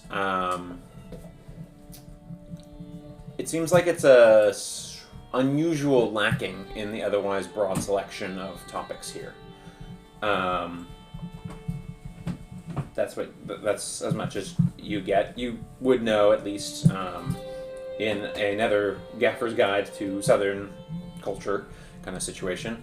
You would know that it plays a very strong role in the culture and structure of Shadviran society. Individuals are often visited by a fate seer or fate weaver priest or priestess who helps direct their and shape their and it's usually during like coming of age ceremony kind of situation that helps direct their place in society. They're evaluated based on their skills and their usefulness, and then if that's what they tell you to do, that's kind of what you do. They also play a large role in selecting the Archon and other leaders of the Shaded Reach. So, loom very large in Shadviran society.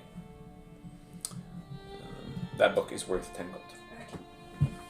So, any purchases that you guys would like to make, or is there something that you would like to further investigate here? We've got quite a few selection of Gaffer's Guides, as you know. Maybe you can train up on something about cartography or fishing or navigation. But we also have more academic interests if you're interested in history. Recently got in The Crumbled Dust. That's a tome about the Dry Death disaster. Morbid reading, but quite fascinating in my opinion. What Gaffer's Guides do you have on, like, the fishing and navigation? What other topics do you cover?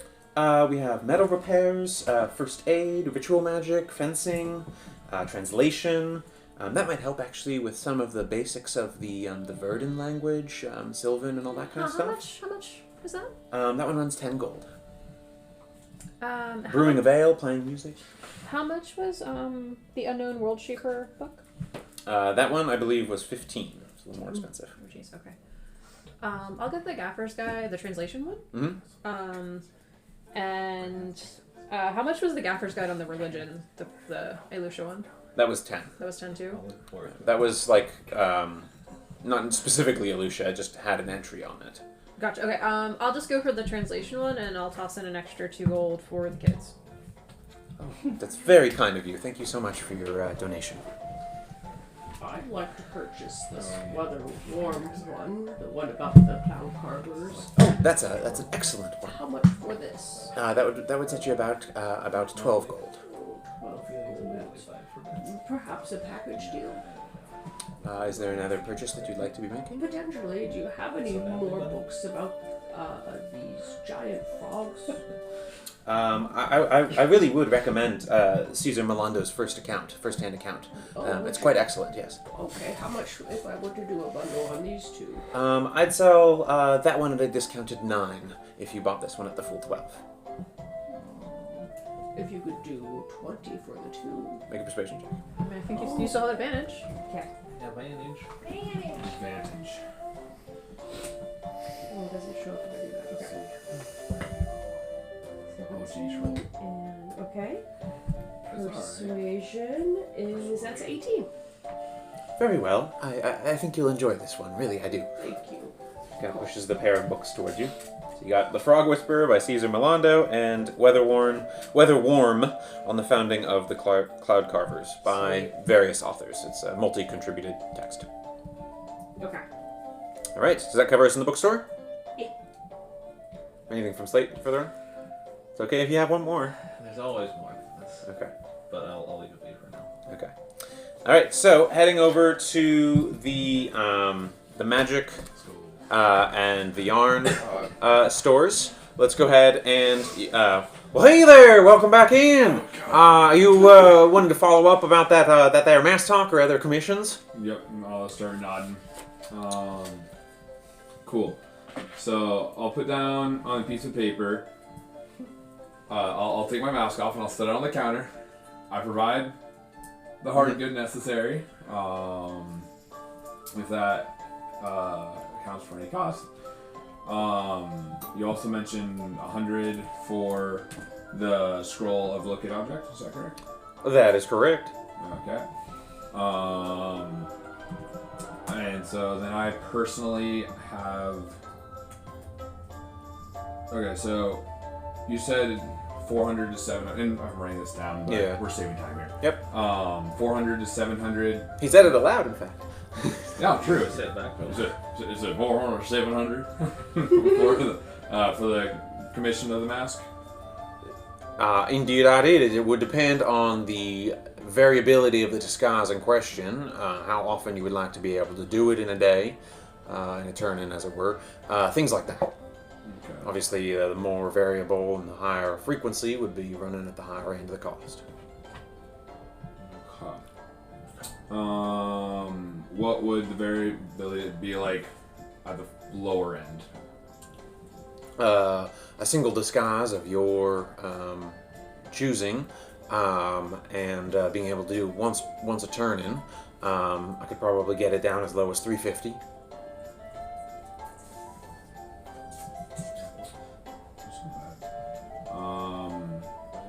What about twice a turn?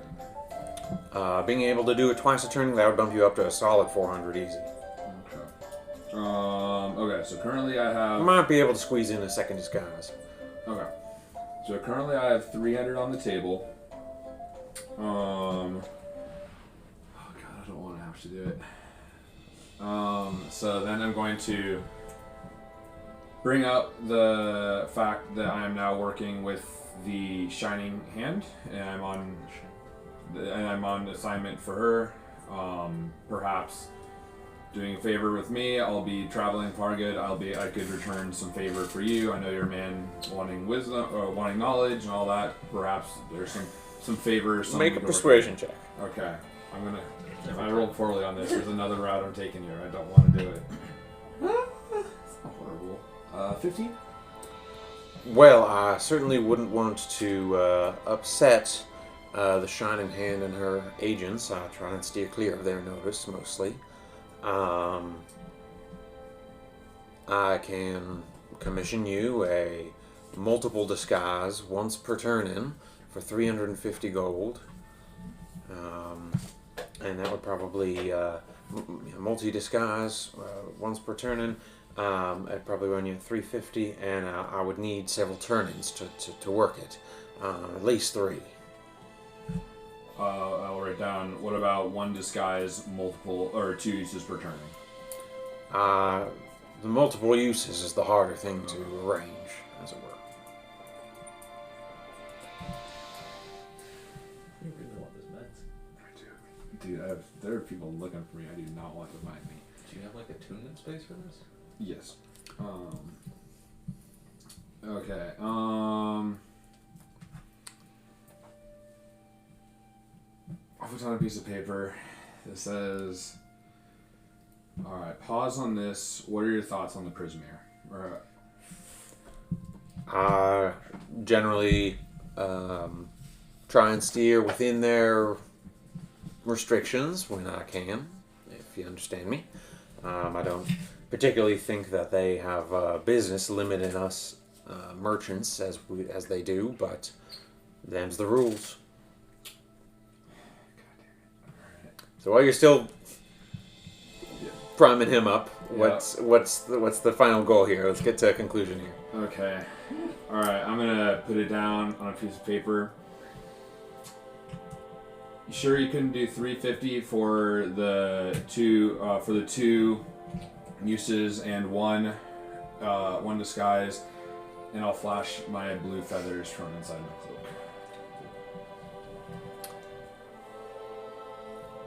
Make a persuasion check. Don't roll poorly. Nope, I rolled poorly. Dude, I was trying. Oh, I do have DM inspiration though. So Okay, go for it. Well, that's better. 15 again. You want multiple times per day, but a single disguise. I think we might be able to make that happen for 350. All right, I'll close it. I'll force the gold, the scroll, and then You're pulling the gold from the cloak.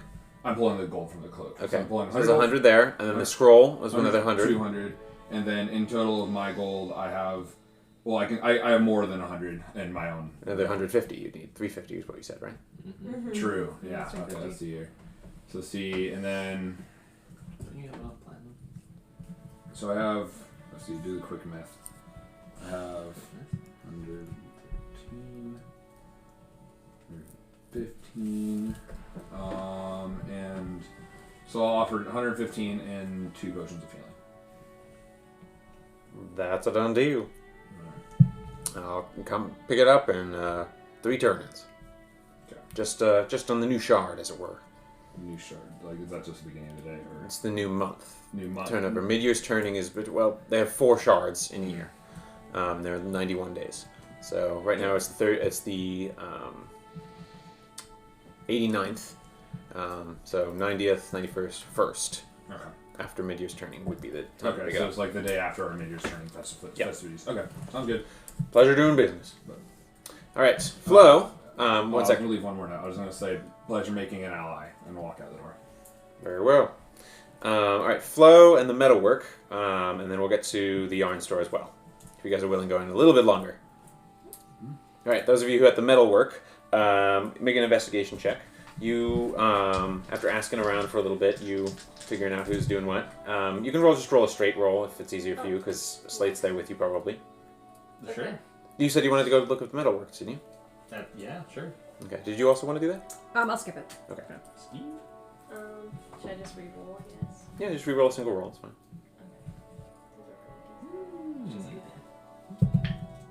It's worse than both those. Okay. 12. Okay.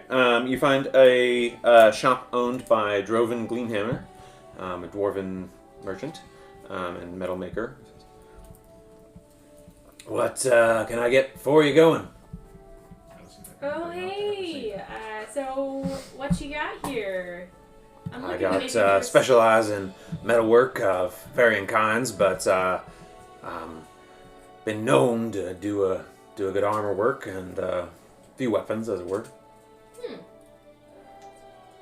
I'm actually looking probably more so for materials.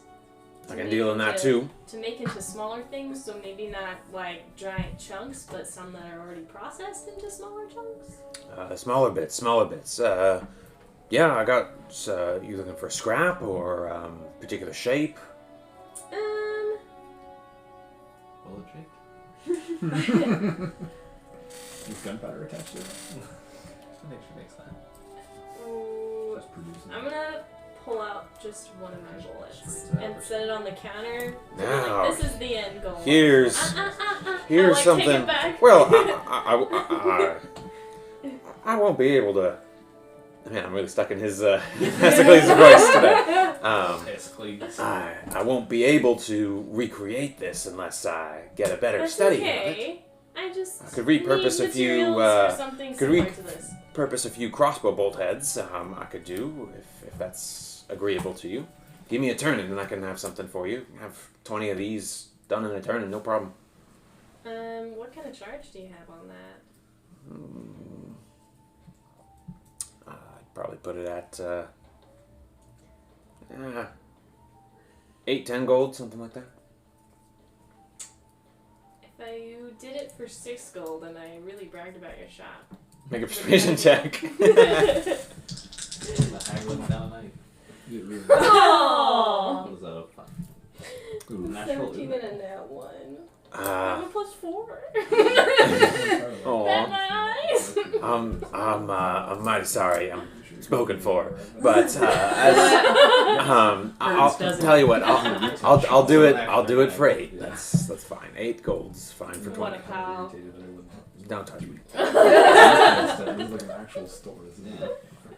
This is like a large sale. Right. Anything else?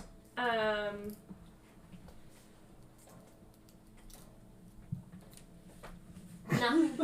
Okay. You sure? Is this a weapon shop or found Was shop? there- More armor than weaponry. Does he have any other like metals on hand? I guess I could ask you. I do have some metals on hand. What If you're are you gonna looking make for? Ingots? more of those, do you happen to just have some extra Are materials? you looking for scrap or ingots or something? You gotta be more specific here. I mean, the better the quality, the better, obviously. Yeah, solid ingot. You know, be hard to work all your way down into this. You pulls out a big bar. It's like this big, thick bar of pure. Yeah. Looking. Okay, good. That'd set you back 25, 30 gold easy. But it'd be good for quite a few of these if you found the right forge and working. Might not be as good quality as mine, but not many are. And I probably wouldn't have very much confidence in like finding the right equipment. Like you'd need like heavy. You'd need a forge, materials. so Okay. something that can melt Okay. a bar of that size.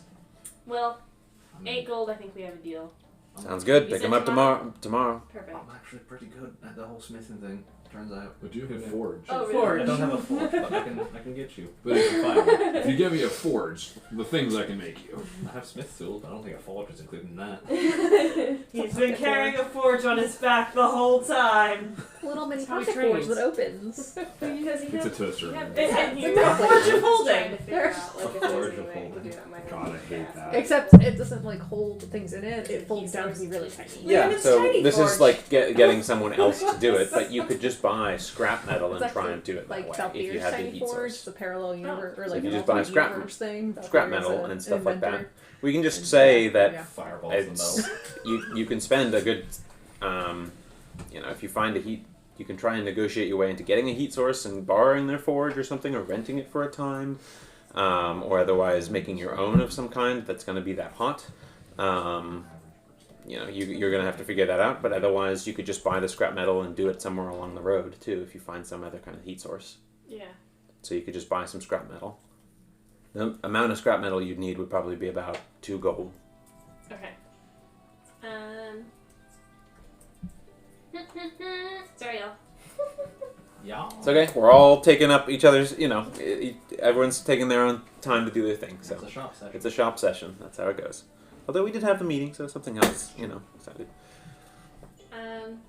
She'll go ahead and give him some business, but she's also gonna ask for some scrap metal. So 10 gold total? Yeah. Alright, that'll be it. Thank you.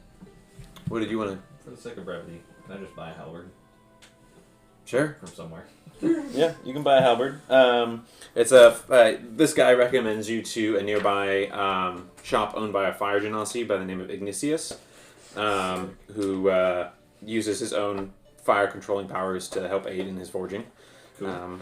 And he's able to sell you. I gotta look up the price because I don't know off the top of my head. Let's say 15. And everything's a little bit more expensive these days. So that'd be about 25 gold. Go. Fantasy inflation. They're not even safe from it in D&D. Apparently not.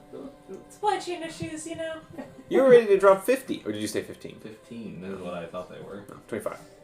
Do 20. Make a persuasion check. It's that kind of night. Gosh, that's What's that aggressive. say? That's a 7. Okay, so 7. 25. Okay. Tough. Would I take that? I have no gold. You have no concept of. He would only have been working with small coins, helping Cassio. Having 4 platinums, like. Whatever, I'll take it. Okay. I need a halberd. He just like goes from like clang clang clang clang clang clang to just like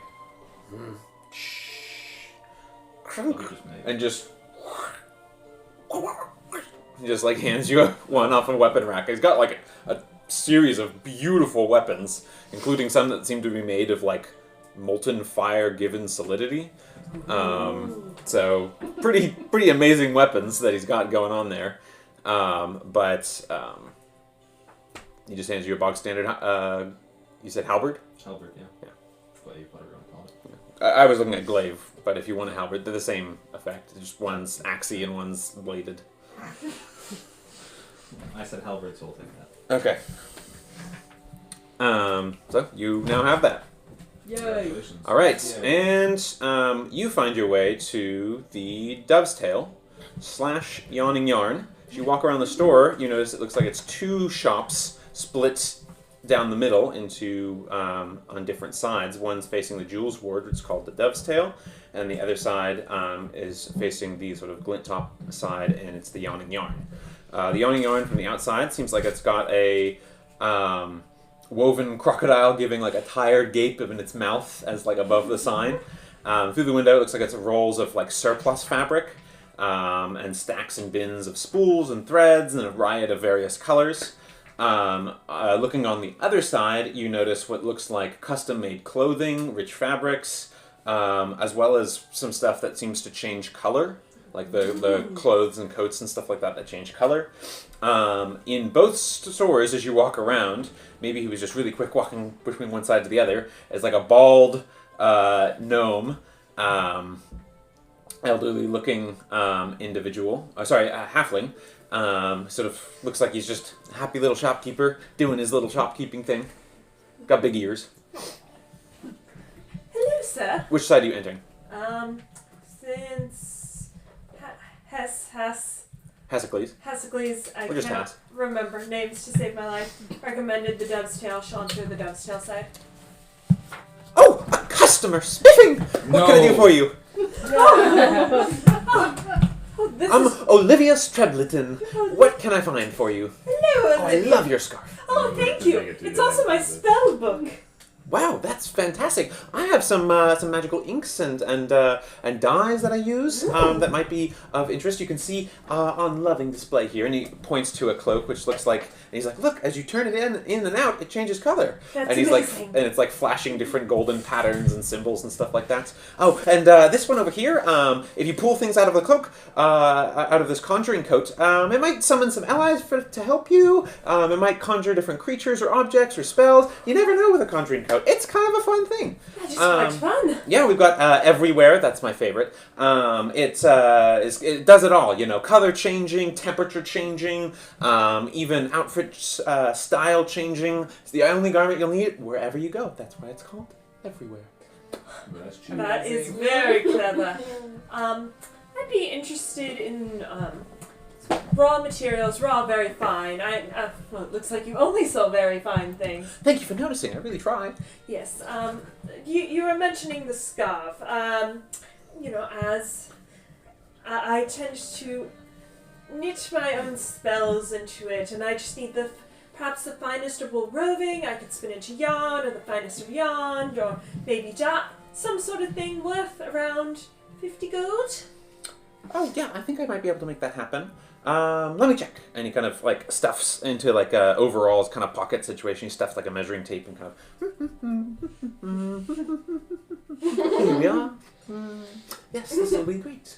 And while he's like rummaging around, and I kind of, after Slate was kind of talking about what he was looking at, if he had mentioned it at all, I don't know if he would have. But you notice that the interior wall is made of like an entire interwoven series of tapestries. It's like 6 tapestries long. It's a very long wall. And it depicts a very vast and beautiful city. And at first glance, it looks like it might be Solney, but on closer inspection, it looks like the architecture is quite a bit older. Some unusual like hexagonal shaped buildings. And it doesn't seem like they have any brick and mortar, or they're not depicted to have any brick and mortar. It looks like it's a smooth, uncarven, singular piece that the structures are made out of. The streets and towers include 9 glorious lighthouses that stand atop and shine over everything else. And it's a landlocked city, at least in the picture, so kind of an unusual dichotomy. They bear some similarity to the defensive lighthouses at the edge of Solney's waters, along Lamp Isle and I can't remember what the other one's called. It's on the map over there, but I think it's like I can't remember off the top of my head. So many names have been bandied about today. But anyway, Olivius comes back. He says, "Yes, I believe I might be able to provide a few things like that. I think it's like saltstone." Saltstone, I found it. There we go. Saltstone. He's like, I think this should suffice. And he kind of displays this nice, like, interwoven, multicolored, like wool threading, but interwoven into it. It looks like it's got silver and teal light almost mixed into it, somehow captured and bent into the wool itself. I should be able to sell these, which you might be able to repurpose and put to use in that magnificent scarf of yours. The price, I would say about 55 gold each per little fabric spring. If we do a lump sum purchase, I really would like to see some more of the conjuring coats and Everywhere find a home. Well, it is quite nice. Unfortunately, that might be a little, even the 55 gold might be a little above my budget. You know, just graduated from Wizard College. You know how they are. Well, I can't say I've been myself, but I'm sure it's a hard challenge that you've succeeded. I'm glad to hear it. Thank you. Go ahead and make a persuasion check. Ooh, Do it. Persuade. I will attempt to persuade. Persuade. That is what I would like to do, yes. They're my newest. It kind of keeps rambling on about the conjuring gods. They're my newest design. I'm really proud of them. They On one sound half, amazing. conjures animals from the pockets and creatures to help you fight, or defend you, or just as pets. It doesn't have to be violent. And on the other hand, are illusions to trick and beguile and amaze people. What'd you do? Natural 20. Hey. Oh well, I mean, you're just. You have such amazing style, and I really like your craft. So I'll do 50. That's fine. 50 a piece is Thank fine. you. But tell people where you got them if people ask. Of course. Trust me, I very much intend to be a repeat customer myself. Your shop is exquisite. I was looking at that tapestry. I'm not sure I'm familiar with that city. Oh, I'm not either. Inspiration kind of just pops, and then I just create it wherever I can. And as he's talking, you notice his like coat that he's wearing, which is more in the Shadviran fashion. They do like more English old school coats. And stuff like that, or tailed jackets. It has changed colors multiple times. It's now in like a sun-patterned navy with like bright suns on it. But it seems to be shifting into some sort of like green, almost like flower pattern, reminiscent of like the Dewdrop performance that you saw at the theater.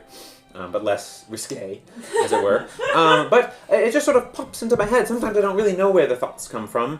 I've been seeing this city a lot lately, so I just kind of decided to make it happen. Interesting. In like dreams or daydreams? I'm very curious about your creative process. I don't really sleep anymore. Too many things to get done. So generally, just sort of in the day. Kind of all pops in fully formed. I just have to work at it to really get it nice. Get all the seams done nicely to make it as close to reality is in my head, at least. But in my younger days, I traveled quite a bit, but I don't seem to remember very much of it all the time. So, Oh. well, it was a long time, and I've been here for a long time. Oh, no. So I just, I do what I can. Oh, no. That is quite exquisite. If Got very big glasses on, by the way. I might also be sending some more customers your way. Oh, that's just so splendid. I love to A hear that. tiefling woman named Nadia and a Goliath woman named Bria. They'll both be wearing Oh, nice they've hair. actually been in They've already. already been in! Yes, I believe they were securing a few things from the Awning Yarn, the other side. Yeah, they had really good taste in patterns and stuff. They knew, we talked a little shop talk, it was fun. They found a little, a multi-fleur pattern that they liked a lot with some lotus trees as well on some of their patterns. I think they were favoring some greens, some darker blues. It was a nice color combination. They really set it off with like a nice white, sort of off-white that kind of tied it all together. I really liked it. Yes, it's quite exquisite. Well, I'm sure all of us will be back to your shop. I think I should go before I spend all of my money in here. Oh, I know the feeling. You should see me at the, when I'm buying supplies. It's not always easy to come by, but boy, when I find the right thing, I just go. Yes, it was lovely meeting you. Oh, it was lovely meeting you too. And what was your name? Anetka. Anetka. Olivius. Pleasure to meet you. Yes, thank you. And she'll leave and head right towards where she thinks Slade is, just to tell him about the, hey, there's a guy with memory problems who might have just made a tapestry of your city. Does she find me and tell me that? Yeah. You get that relayed information. Yeah, it was like... You find as the top party is like kind of reconvening around Kilnara Manor up in Jules Ward, having done the various things. I'm sorry? Return the clothes. We'll get to that next session. Okay. Because there's going to be more Okay. with Julius, so I kind of glossed over that Gotcha, okay. in favor of the yarn store. Sorry, Julius. Get lost. So you hear this. What do you? And that guy's just relayed this to you. And the lighthouses and the landlocked city, and he said he couldn't remember a lot of his travel. Very sweet man. Maybe you should go and talk to him. Sounds weird. I'll go take a look. Yeah. There we go. All right. Take you to the yarn store. Well, with that, and a secondary visit to the yarn store forthcoming for next session, as well as the togas, tunics, and try-ons. I think we've covered at least the majority of our shopping, hopefully. But also learned a few. We got a long way to go. Yeah, hopefully covered Every store in the city. some fun content as well for both viewers at home and also for you guys, the players. But we're going to sign off for now and catch you guys next week. Schedules willing, I think we're going to try and shoot for a 6 o'clock start time to get a little bit of extra play time next week. So I'll update announcements and stuff like that online accordingly. But thank you very much for watching. Again, we're DragonPoetSociety. You can find us on Instagram and YouTube and blah, blah, blah. Thanks so much for watching. And thank you guys for playing with the wonderful session. It's nice to be back and having Cat in person. Woo! Good night, everybody. Hi, guys. Night.